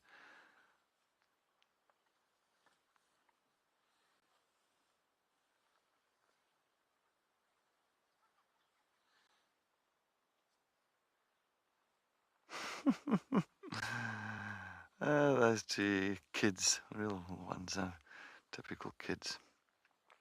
Playtime.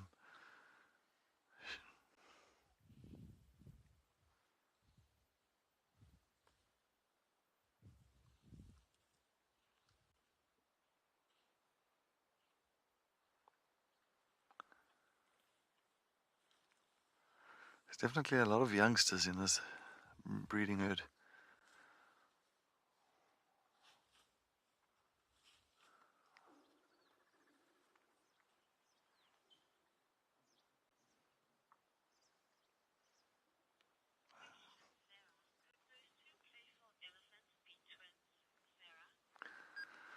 Sarah, good morning.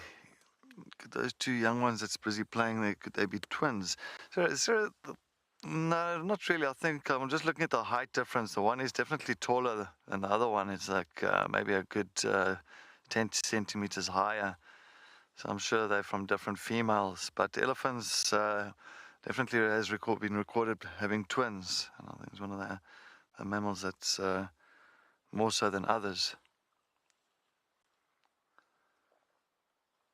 But the two that we saw playing now, there's definitely a different, not much of a big difference, not a big difference on age, but it's definitely not from the same mother. You'll find, you must remember, the interaction between the youngsters happened quite a bit, because, you know, it is all family orientated, so they always go meet their cousins and play with their cousins and have a good time with the family. Family time, family playtime.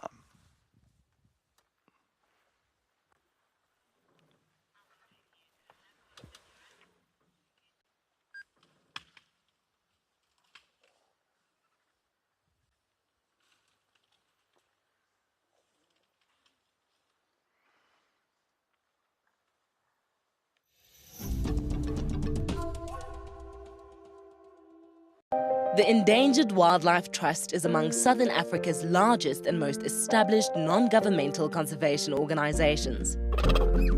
Our strategic vision centers on saving species, conserving habitats, and benefiting people. In 2021, the EWT secured habitats, reintroduced African wild dogs and cheetahs into reserves across Southern Africa, and created vulture-safe zones to reduce major threats to vultures, such as poisoning and electrocution. On the 3rd of March 2022, we celebrate World Wildlife Day under the theme Recovering Key Species from Ecosystem Restoration. Standing strong alongside our partners, donors, supporters and friends, the EWT staff have achieved remarkable gains for conservation. Thank you for helping us protect forever together. Myself and Sebastian were looking for the Birmingham Pride sub-adults, and we just found them stealing a hoisted baby impala carcass out of a tree. This is incredible. It's the first time I've seen one of these youngsters. Whoa! Quite a good chunk there. Nearly fell out doing it. She might fall backwards. She's actually lowering herself down the trees. It's the first time I've seen a lion do that in person.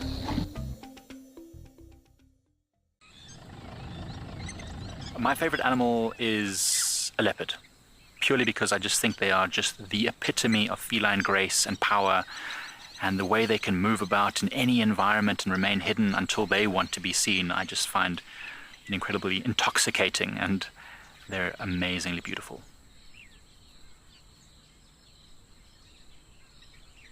Catch up with the guides daily here on WildEarth.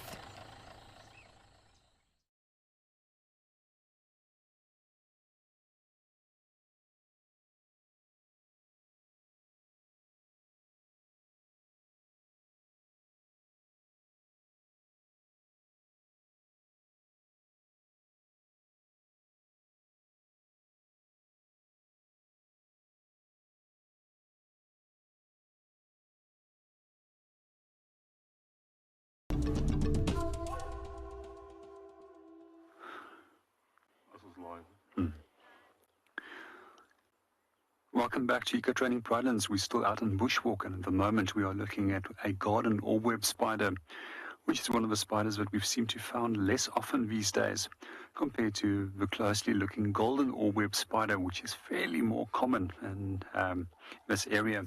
So some of the features that actually do separate these two spiders is, if you do look closely to the abdomen, is that it actually has a spiky appearance, and it's much more rounded compared to the elongated abdomen, which has got a smooth appearance of golden orb spiders. Also, when it does come to these typical orb webs that they build, they also differ by having a stabilimentum. And the stabilimentum is this white zigzag patterns of silk that you will see that has been spun on the web.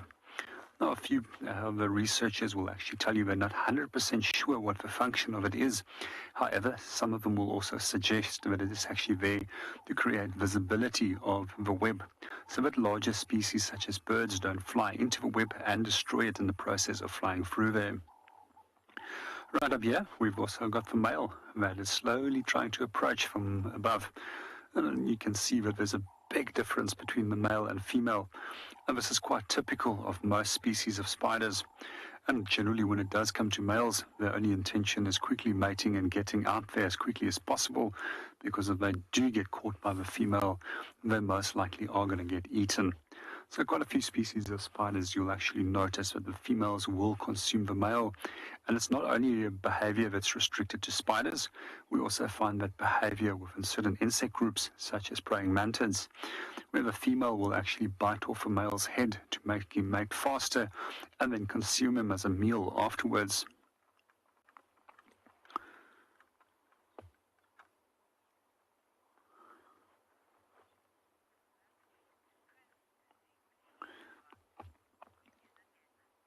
Oh, we're going to move off and go and see what else we can go and find, but let's go and see what Chris is up to.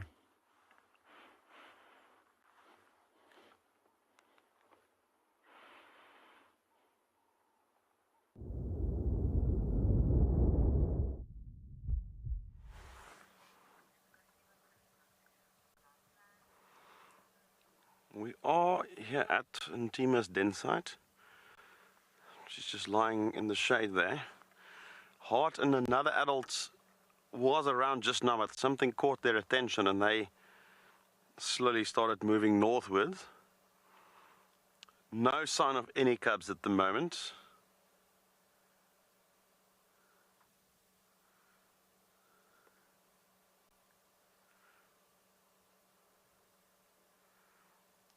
It was interesting, both those other hyenas were lying down and Hart just sort of sniffed the air and started moving. So I'm not sure what that is. They maybe caught scent of perhaps something that's dead somewhere, or perhaps a leopard around. You never know. Maybe other hyenas. Could be anything, you know.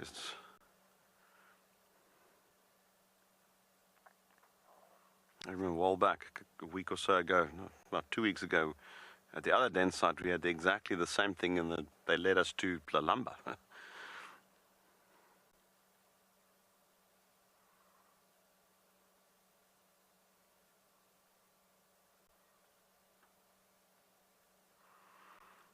So we'll probably not spend that much time here.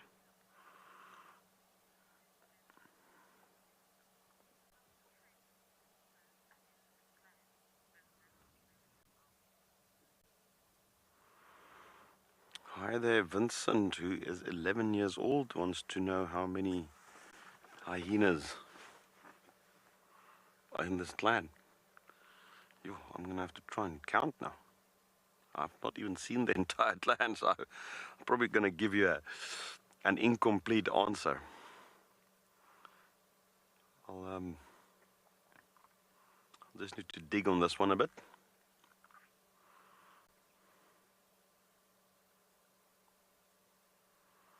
Vincent, I can tell you that there's a number of the clan members that I've not seen or met.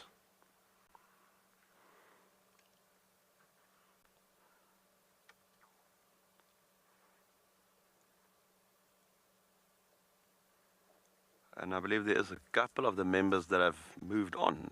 Some have expired. Some have disappeared.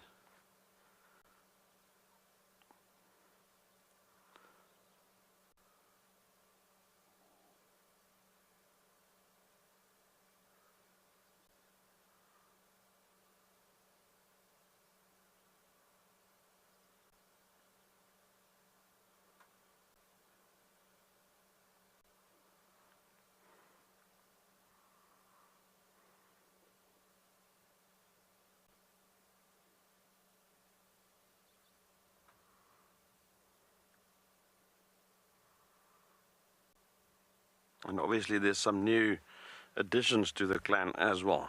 And we also don't even know exactly how many cubs are there.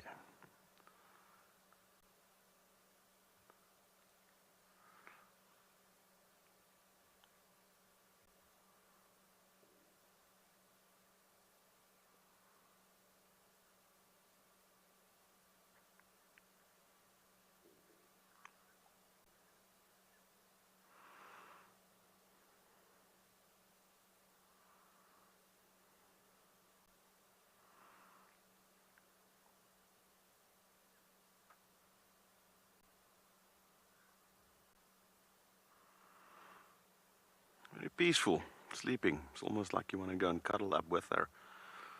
Just like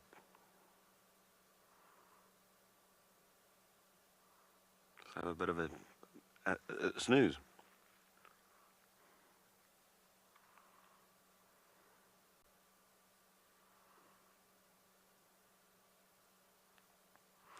So like I mentioned, we're probably not going to stay here for an extended period. We'll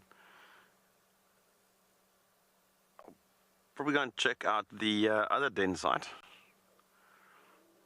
So I know those cubs are a bit more active, mostly. Earlier in the morning there weren't anything there. I didn't see any adults, but that was rather early when we went past there. So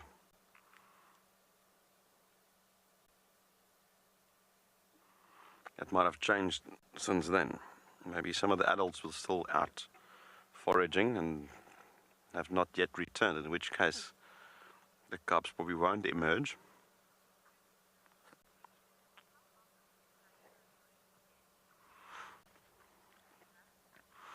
Hi there, Taylor. Taylor wants to know how often do hyenas move dens, and then what would the reason be if they do so. It's very, very random and variable. There's so many reasons why they might move a den, and not all of them do. Some will keep the same den, you know. First of all, you get a bit of a parasite buildup, fleas and all sorts of things, you know, in the den sites. Eventually you want to sort of just get to a new, cleaner den, so that could be one reason. Rank could also apply, so maybe one of the higher ranking females gives birth, and then sort of like you have to make space for them, find an alternative then. So it could be because of rank. That could be a potential reason to move. The den might become too crowded if there's more females giving birth, so you know that could also prompt them to move. And then You might also have a sudden increase in, for instance, lion activity in a certain area around a den site, and that could also then be a reason for them to move. It varies from clan to clan, individual to individual. There's no set sort of blueprint for that. I've seen some clans just keep using the same den until the cubs are grown up. And then again we've got Heart, which currently got cubs here, who first used the other den site, and now she's got her cubs here.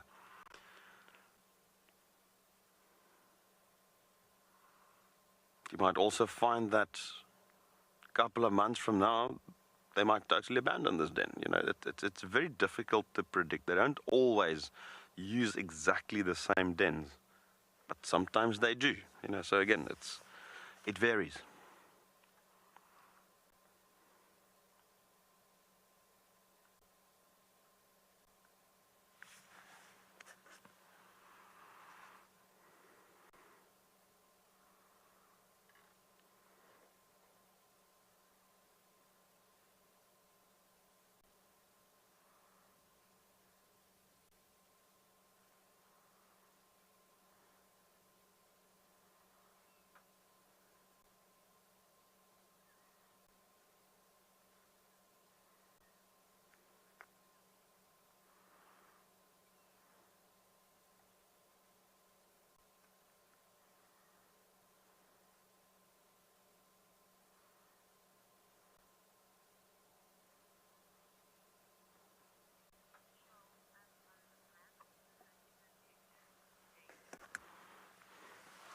Good day, JD.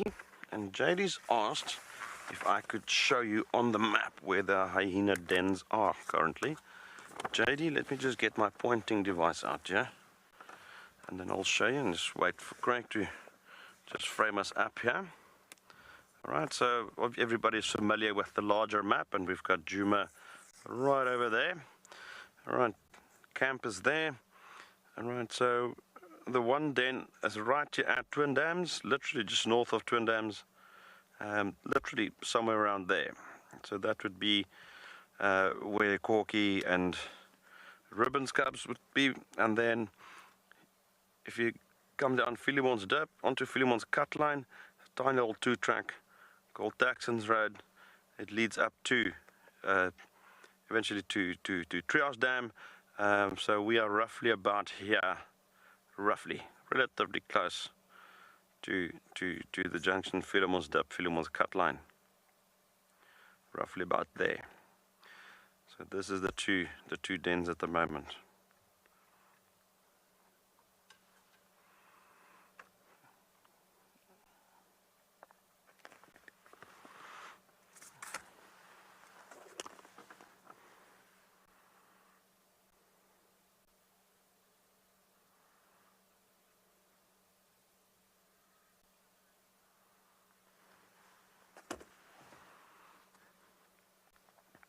Alright, so we'll probably do maybe one more segment, and then we'll go and investigate what's happening at the other den site.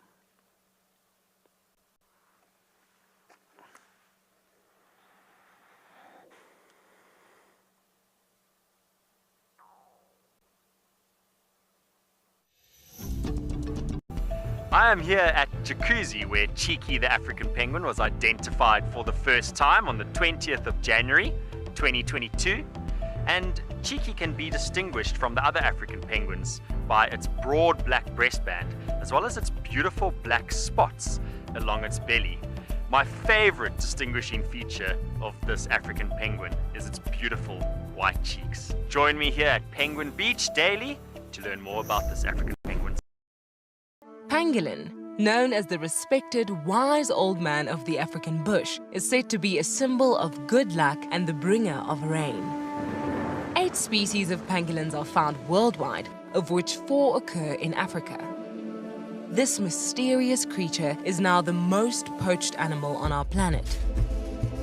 The African Pangolin Working Group will strive towards the conservation and protection of the African pangolin species and the habitat they live in. The African Pangolin Working Group has been mandated by the Department of Forestry, Fisheries and the Environment to assist and support with the retrieval, release process and the research of pangolins in South Africa. Each rescued pangolin is assessed, treated and rehabilitated by an experienced team of veterinarians and rehabilitation specialists. We can ensure the survival of the species. Together, we can make a difference. Guys, just watch what's happening. See, watch the elephants, watch the lions. See, the first ones to run are the cubs. Can you see them? They are right here. I'm not sure how scared you were, but I was quite nervous. But absolutely incredible. Expect the unexpected here on WildEarth daily.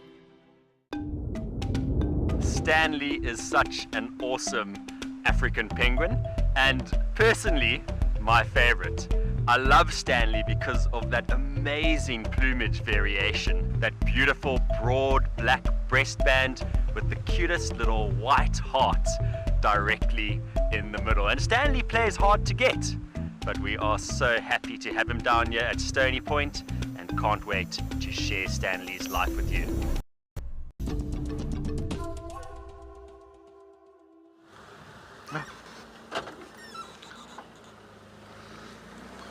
Welcome back, welcome back. Oh, yo, like male leopard tracks going down this side, eh? Yeah. Got male leopard tracks heading down here. This is Gallagher shortcut from Buffalo's Hook Cutline. I'm actually trying to follow up on those lion tracks from yesterday afternoon as well. So we are in this area. Nothing's coming north. No lion tracks. I haven't seen any lion tracks yet this morning. But I just had a nice male leopard tracks going straight south here. Just want to see how fresh it is. Don't want to go and follow something that if it's not too fresh. But it is. The day's actually nice and cool. It's nice and breezy today. Yeah. No. It doesn't look too fresh. Unfortunately, vehicles have already gone over it.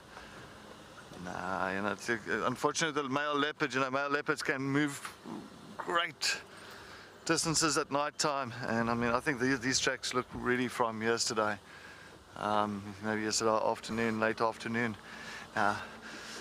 Sorry about that. I'm not gonna follow up that one. But while we continue with Buffalo's Hook Cutline, heading still a little bit further east, hopefully we get some lion tracks. Let's head back to JP in Pridelands and see what he's up to on his bushwalk. Flies.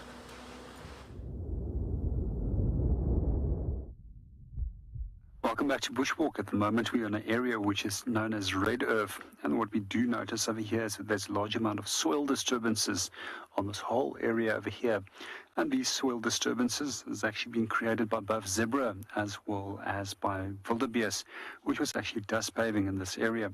So with a number of them, we can actually see that there's zebra footprints and no wildebeest footprints over there. But over here we've actually got both species footprint over here. There we go. There's a front foot of a wildebeest. And the wildebeest, if we do look at the foot structure, it's an even-toed ungulate. It's got two equal halves. And this is a front foot over here, which is much more blunter and much larger. And the reason why it's blunt in the front is because they actually paw with those feet. And that's one of the differences between a non-territorial wildebeest male as well as a female. As it's only the males that then tend to paw. They also quite often tend to roll in their own feces. And here we can see where the additional feces is that's been deposited by our wildebeest. And then right over here, we've actually got our track of a zebra. And if you look at it, it's much more rounded. And in the case of a zebra, it's actually a uneven-toed ungulate. And then right over here you'll see that it's actually got a tiny little triangle at the back. So they technically only have one toe compared to the two toes of what a wildebeest has. We also find that their closest relatives are actually rhinos, and they've got three toes. And I also did notice that there's another telltale sign over here, which indicates that both wildebeest and zebra actually has been dust bathing over here. And this is the white hair of a zebra that is lying over here. Well, something else I also noticed, I just see if I can get it again. And I don't know if the camera will be able to pick it up, but there's a long line of silk that's on the ground over here. And that's been created by a processionary caterpillar. And those little guys have got incredibly stingy little hairs on their bodies. And sometimes you'll see them making tram lines of several hundred of them, and hence the name processionary caterpillar. And the adult is referred to as a reticulated bagnet moth. And you also don't want to really touch them, as that the moth, or the powder that comes off the wings or the scales, like powder, can also create irritation. Quite a few times I've actually sat at night with a headlamp and read, and these things will then start flying into your face, and that will create an incredibly harsh, stinging feeling on the skin and agitate the skin. It's also important, if you do get stung by them, is not to actually scratch, because if you scratch, you actually start releasing histamine, and then it actually gets worse. Well, we're going to move off and then go and see what else we can go and find.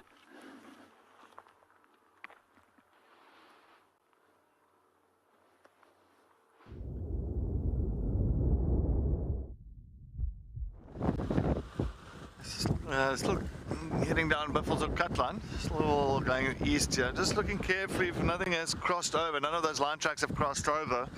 Haven't seen any. I've just seen loads of elephant tracks, absolutely loads and loads of elephant tracks coming in and out, in and out. I think this is a big thing, is that now a lot of the water areas, as we were talking about it earlier, I think a lot of the water areas are slowly drying up. So of course Gowrie Dam to our right here, just further down Buffelshoek Dam as well. Certain dams that really hold water for a good period of time. Which is awesome stuff. So we also haven't seen Tlalamba for a while, eh?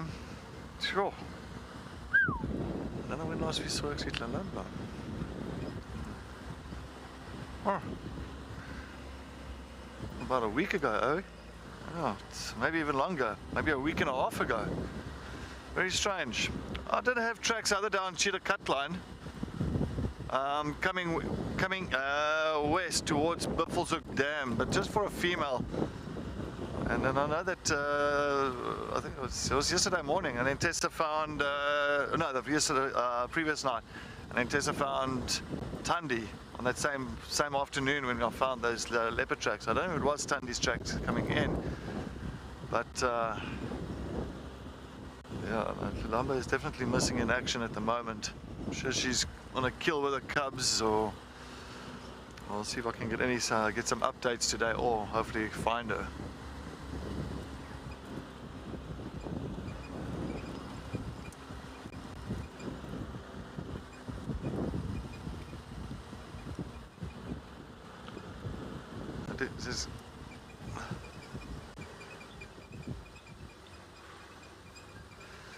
Ita, good morning.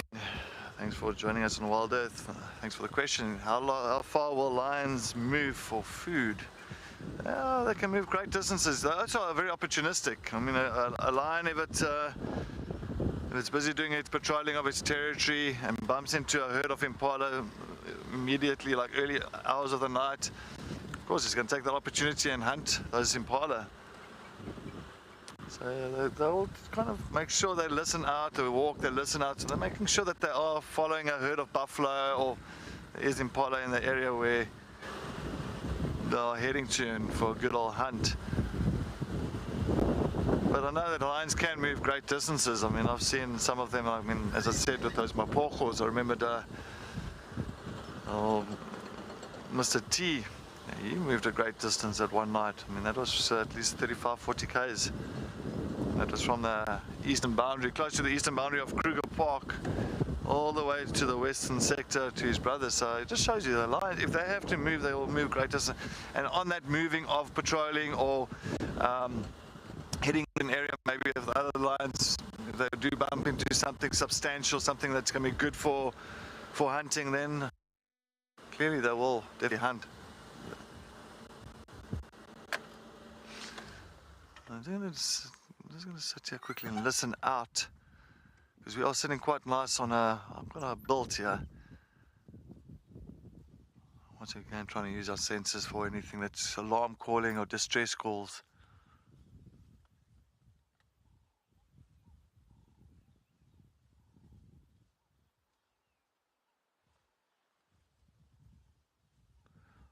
You can also see it's a lot of cloud cover that's come through. It's actually, the weather has just cooled down quite a bit now. A bit of a breeze.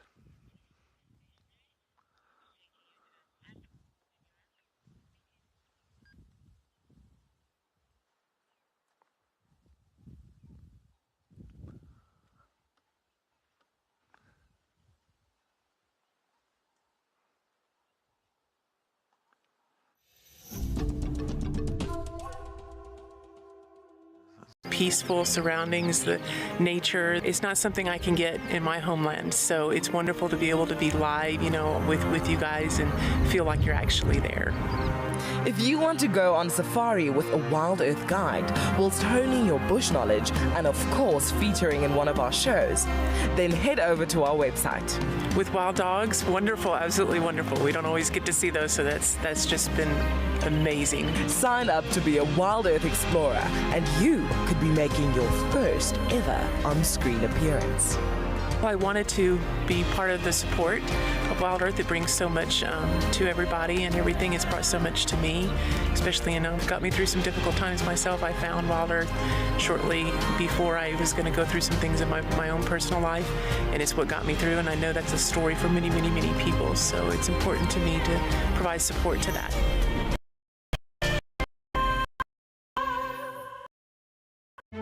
Cape Nature is the chief custodian of the Western Cape of South Africa's natural environment.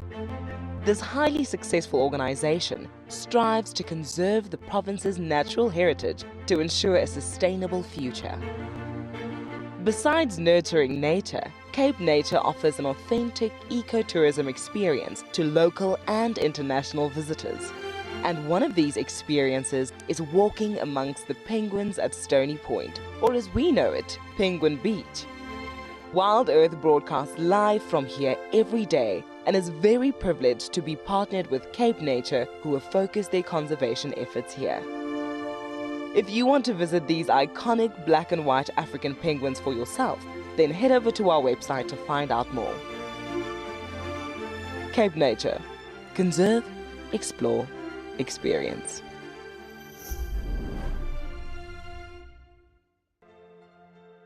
Guys, have a look at what we've got. This is better than my birthday. Look at that. This is the first time that I ever see cubs this small. This is so special. This has officially just become my best sighting of all times. Tune into WildEarth every single day. It's in your...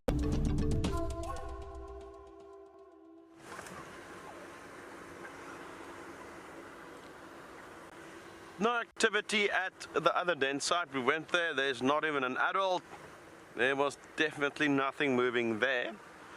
And we suspect that those adults are probably still out somewhere in the bush and have not yet returned to the den, and therefore the cubs will be inside and be less active. So went there twice already today, no activity, so maybe something we can leave for the afternoon. Not sure if perhaps Tessa will be keen to head out. Whoever's out, one of us will go there. Yeah, so for this morning it doesn't seem like we're going to have some cub activity. But they're there, they're just not active. There's no reason for concern when they do that.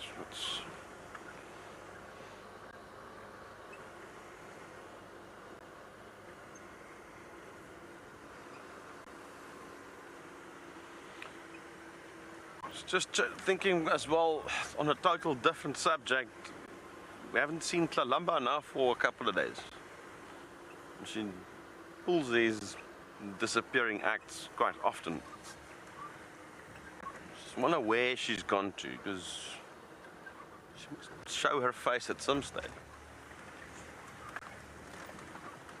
In fact, we're on Pangolin Track just now, and this is last time I saw her was right here. Right over here somewhere. She left the cubs here somewhere and she gallivanted northwards.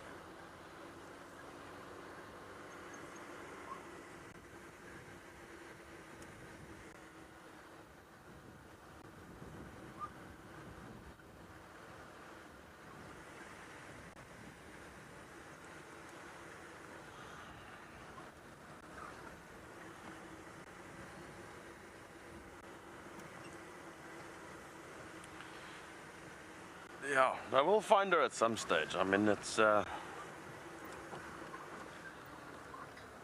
are statistically due for a Tlilamba sighting.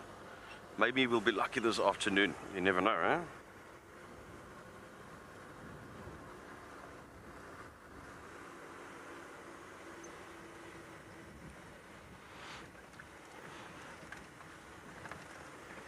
In fact, right opposite this little pan, this is where she left it. The cubs went into those thickets there and she continued hunting impala, and then that's where we lost her, and that's the last time I saw her. And it was about probably 8 days ago.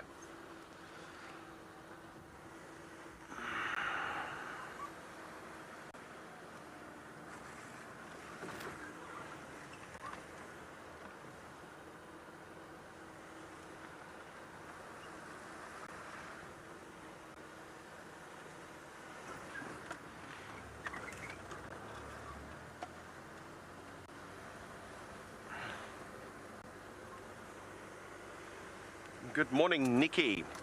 Nikki's asking how big can a predator's territory be? They travel so far. And Nikki, we're going to break this one down a little bit into components. So firstly, it's going to depend on what species you're talking about. So the territory between, if you compare lions as opposed to leopards, will be different. Leopards will be different to hyenas. Hyenas will be different to cheetahs, you know, and so forth. The cheetahs are really territorial, but let's use leopards, just leopard. Average for the greater Kruger, we're looking at roughly about 4,000 or 5,000 hectares for females. Males, 30,000, 40,000, sometimes more, sometimes less. All depend on the density of prey and a lot of factors. You go eastwards into the Kalahari, you start seeing leopards moving over 50, 60, 70,000 hectares. Males even bigger territories there, because you know it might not necessarily be a prey-rich environment, so therefore you need to have a much bigger territory in order to have access to sufficient food and other resources. So it varies. Even within the Kruger, we've seen even with females right in the area, you will see a variation in the size of the territories. I mean, I remember in the early 2000s, I was stationed in the central Timbavati region, and there was a male leopard, we referred to him as Mangajan, or the bat, because he had these very dark sort of rings around his eyes, and he reminded us of Batman in a way. So he was named Mangajan. So a lot of my colleagues at the time and friends who worked there will remember this leopard. And we will find him in the mornings in the Umbabat, close to Motswari Game Reserve, that area there. And they'll follow him for the entire day, and he'll go all the way south, south, south, south, south, and he will end up somewhere in the far south of the Timbavati. So that male, we started plotting down his territory, and that must have been about 50,000 hectares, that male, which is incredible.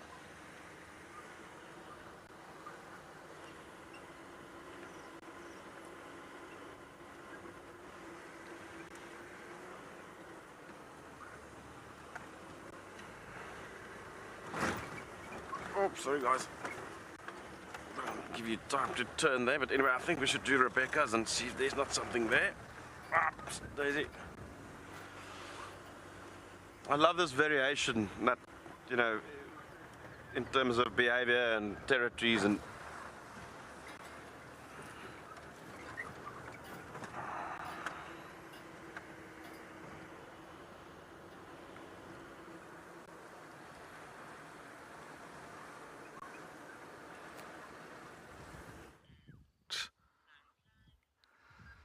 yes, as you can see, I'm sitting here at Buffelshoek Dam. Got a nice breeding herd of elephants that just came down for a drink. Looks like this morning is it's an elephant morning. Lots and lots of elephants all over the show. Had a lot of tracks on the cut line as well. They've just finished off having a nice little morning drink. I'm not sure whether they're going to head now into the thickets and start feeding and moving on. They're nice little youngsters. A lot of young ones around. That's really, really nice to see.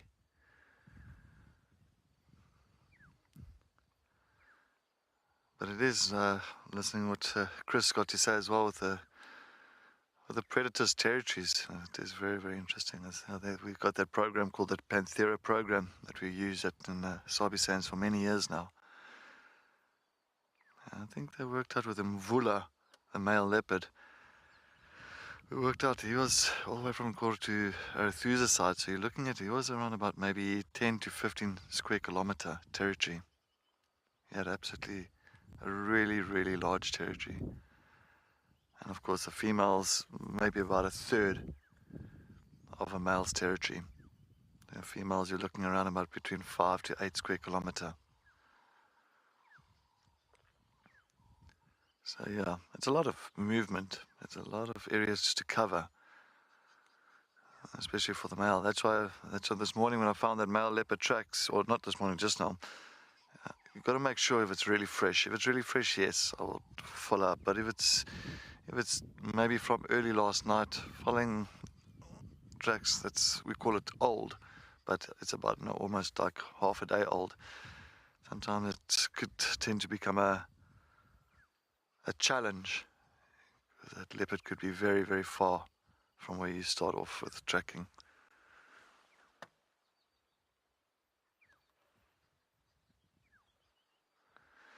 Okay, I'm just going to move a little bit forward so you can get those elephants popping out there.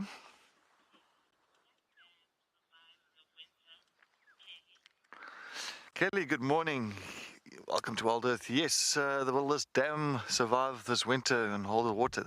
Definitely. I've been looking at this dam, especially this dam, Buffelshoek Dam.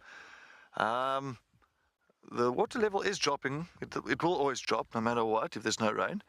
But it is holding the water and the level much, much better compared to the other dams that I've been seeing around here. Maybe due to the soil type, the clay type that's actually underneath, that it's where the water doesn't just seep in and disappear that easily. And I think that's exactly what this dam is good for, is keeping this water throughout the winter. That's why there's a hippo there's also a resident male hippo that utilizes this water area. And I think why he does and why he's using this water is due to the fact of it's not dropping that quickly compared to other dams that I've seen around here. So I'm sure by the end of the winter, without any rain for like several months, I'm sure this dam will still be not full, but it'll still have a sufficient amount of water.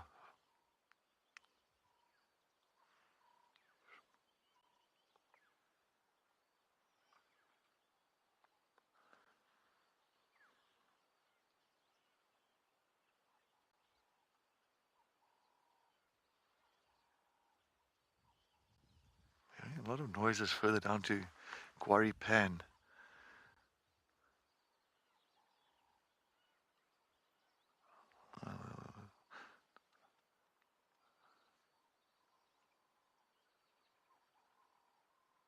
Yeah, that a lot of the squirrels that's alarm calling further down on Nyala North. Let's go take a look. So I'm very interested in, just to follow up there quickly and see maybe just on this side. Sorry, just listening out.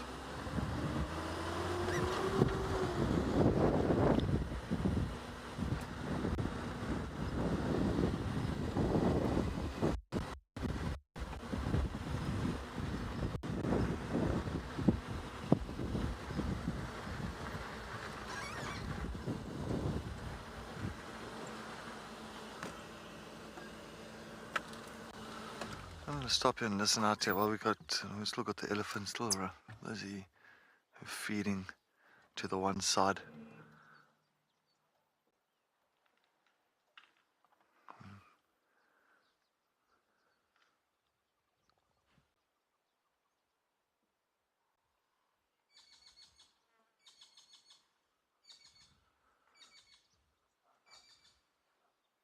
The brown-headed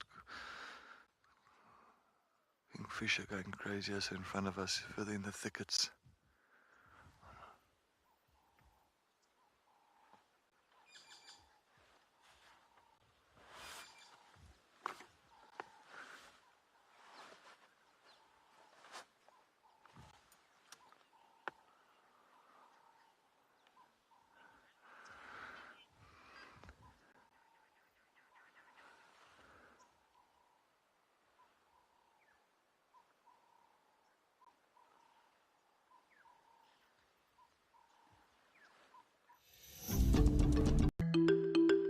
This is Picky Plastic, and Picky Plastic is excited about the Global Recycling Day. Recycling plays a big role in the WildEarth environment, from protecting the penguin colony at Stony Point by cleaning up the oceans, to ensuring that the safari team reports littering and recycles within the camps. Join WildEarth and be a part of Global Recycling Day on the 18th of March 2022. This warthog is in big trouble. He's got elephants all around. What are you going to do there, big guy? What are you going to do? Oh, he's pretty brave though. Oh man, he's not even moving. Look, that elephant is trying his best, but that warthog ain't budging. That's madness. That's so funny. And we have a winner. The warthog wins the standoff. Expect the unexpected here on WildEarth daily. I've been a guide for just over 20 years. Started my career in the lowveld of South Africa, and it's become full circle, and I'm back here today, and I'm extremely grateful for that. My favorite animal is hands down elephants. I'm a family man, and the way the family is structured in elephants, it resonates with me, and therefore I've chosen elephants. My favorite activity out in the bush is to track big game. It gives you the opportunity to learn about their behavior in much more depth than just observing them. My favorite sighting at WildEarth was where the Talamati Pride was trying to hunt buffalo in this beautiful, misty, foggy morning. The whole setting was just so surreal, and it intensified, culminating in a near successful hunt. One of the main reasons I became a guide in the first place is to share this wonder with people, and now I get to do it with a much wider audience.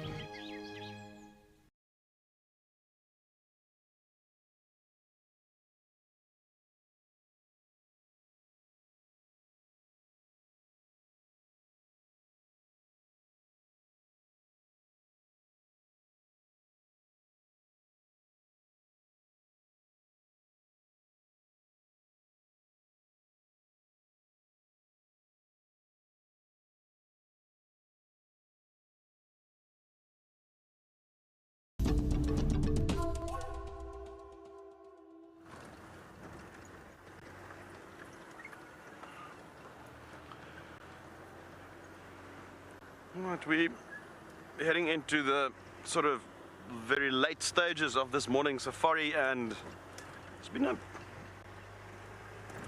nice, easy going, very relaxed and calm drive. You know, there's a couple of ellies around, hyenas and so forth, and even though the cats were not really cooperating, it's just nice to be out.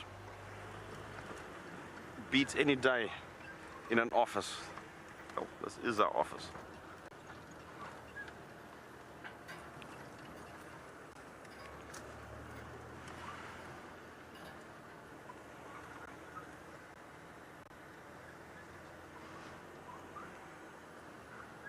But I'm still baffled about what's happened to those lions. I mean, yesterday morning there was tracks all over my tracks. There's I found tracks over our tracks from this morning, and this morning there's just they vanished into thin air, literally. I saw one lioness's track crossing northwards, and don't know where the others are. I mean, they had to cross a road somewhere. Okay, I must say that there's a lot of elephants around this morning, so a lot of these roads there's, you know, plenty elephant tracks, so that could explain maybe what happened is that the elephants obviously stepped on top of the lion track, so the lions have moved before the elephants were there. So that could be one possible explanation as to why we're not seeing any of those lion tracks. Or they might have made a kill somewhere and that's why they're not moved. We won't know unless we find them. Well, let's get back to JP, who's made his way to another waterhole, and see what he's got there.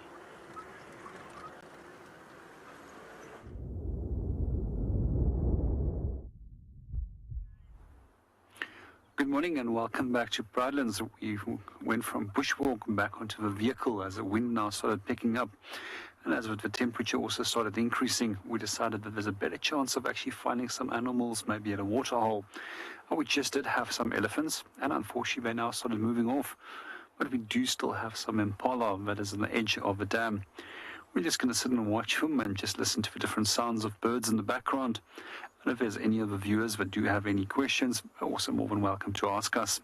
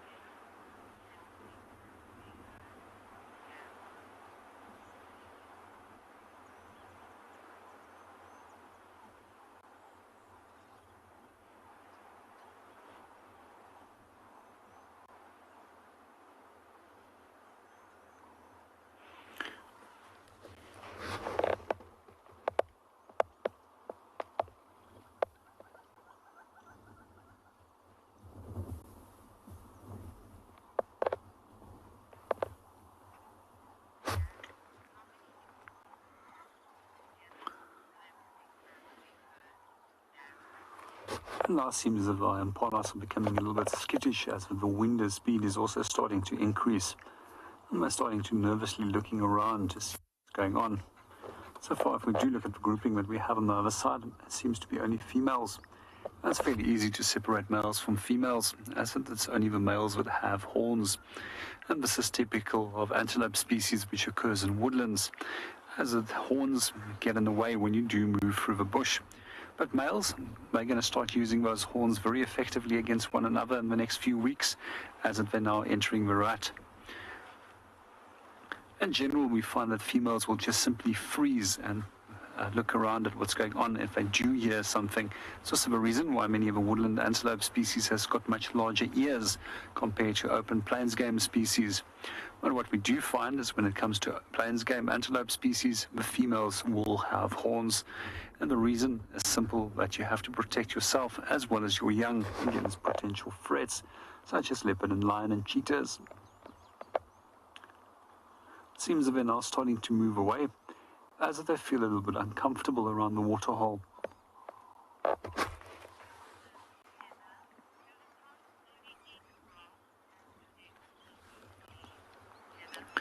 Good morning, Heather, and welcome to the show. And Heather's question is, does impalas only eat grass or do they eat leaves too? And one of their reasons why they're so successful in numbers and why they're successful in almost maintaining all year round good condition is because they can actually feed on both grass as well as on leaf material. And we'll notice that in the summer months there's definitely a preference for grasses compared to in the drier parts of the year when there's a lack of grasses, that they actually will switch over to leaf material. But you'll often see them in summer as well, where they will be feeding on both grass as well as on leaf material. I'm still staring at something there in the background. It's definitely to your benefit to actually be a mixed feeder compared to a selective grazer. For example, when it comes to selective grazers, they'll only eat certain types of grasses at a certain height. And if you specialize, it means that you very quickly find yourself without certain types of foods, where generalists can maintain a better body condition throughout the year. Let's go and see what the rest of the team is up to, as our impalas are now disappearing.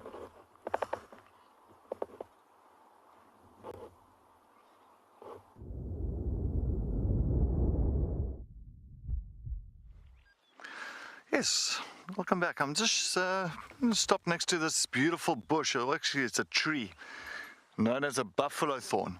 Now, the buffalo thorn is very much one of the most palatable leaves and one of the most palatable trees around here for your herbivores. And it's also got one of the spikiest thorns on them.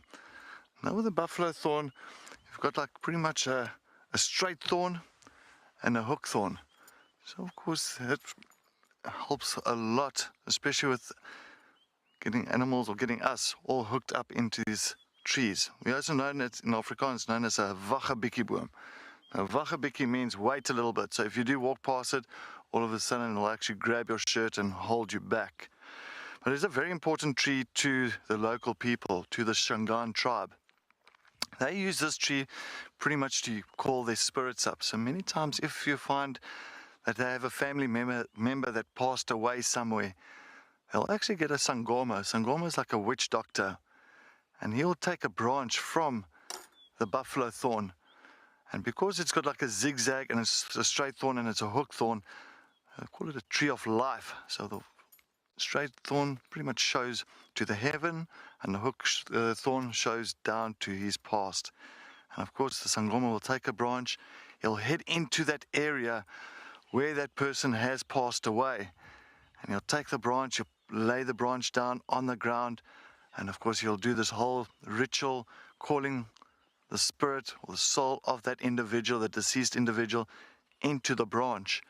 And then what they'll do, he'll take the branch, he'll take a piece of cotton, he'll tie it around at the end of the branch, and he'll drape it over his shoulders, and then he'll go back to the family members to deliver the branch. But on the way back, if he jumps into a taxi, he has to pay a fare for 2 people, for himself and of course for the branch or for the spirit that's in the branch. If he has to go to McDonald's, he has to buy 2 hamburgers, one for himself and one for, of course, the branch. So no matter what he does, he has to always do it in double, because he believes that that spirit that's in the branch is still alive. And once he delivers the branch to the family members, that family member, sometimes they'll put it in a wooden box or they'll put it somewhere safe for safekeeping, and just to make sure that that spirit is safe with the family, and that of course they can be very much, I can say, content with knowing that person is at the right place.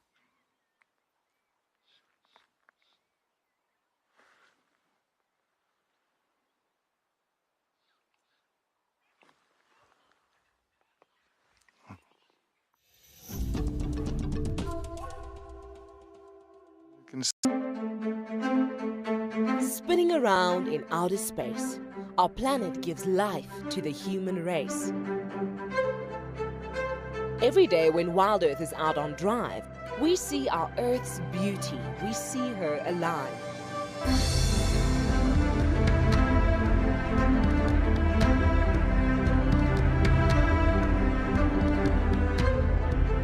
We need our planet, that is true, but our planet needs us too.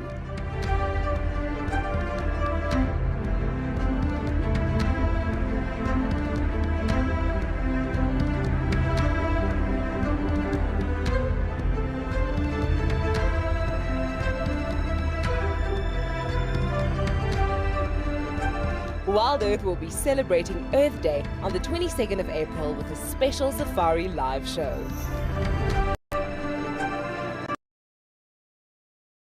The Endangered Wildlife Trust is among Southern Africa's largest and most established non-governmental conservation organizations.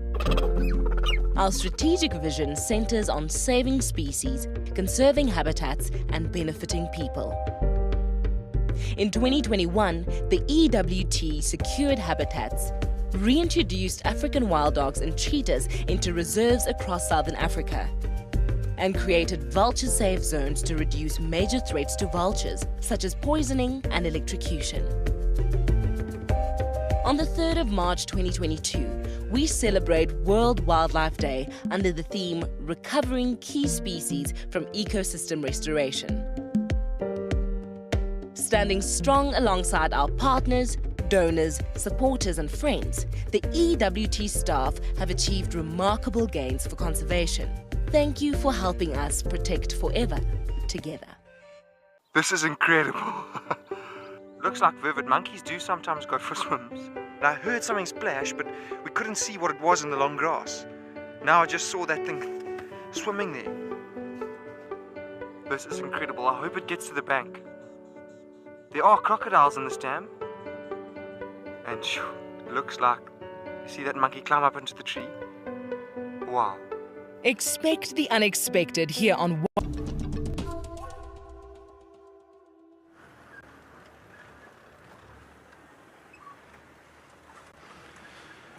One thing I do like to do is sort of en route back to camp this time of day is just stop and watch these impalas, you know, even, you know, they're relatively common and so forth, but, you know, just like, it's such a big herd of impala.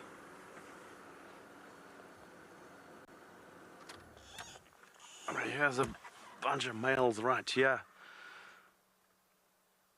And the reason why it's something I'd like is because we're not yet into the rut, but you can start to see a little bit of sparring between males. Here and there you'll start seeing males chasing each other, almost like a bit of a pre-rat almost.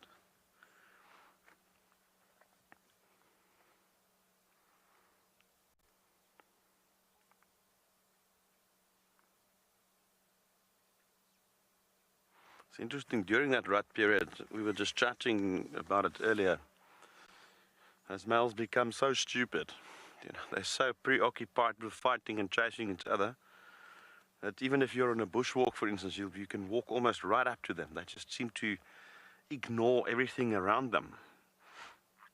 And it's also a time where we see, for instance, leopard kills on impala, where the ratio swings more in favor of males. So you'll find a lot more males being taken by leopard than would be the case normally. Because of that sort of, they're so preoccupied, so full of testosterone, and they just want to fight, you know.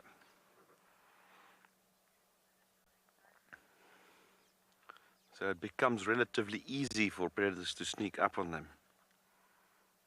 I remember I was doing a bushwalk up in Central Eastern Kruger Trail, and yeah, it demonstrated this to the guests, and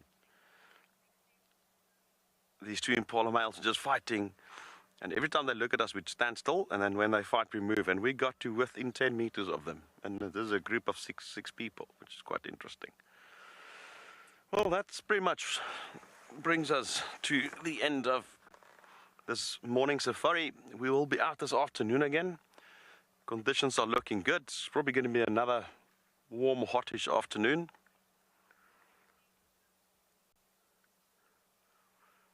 And we'll then continue where we left off. Hopefully we'll be able to establish a sighting on a cat, So join us. Until then, goodbye everybody.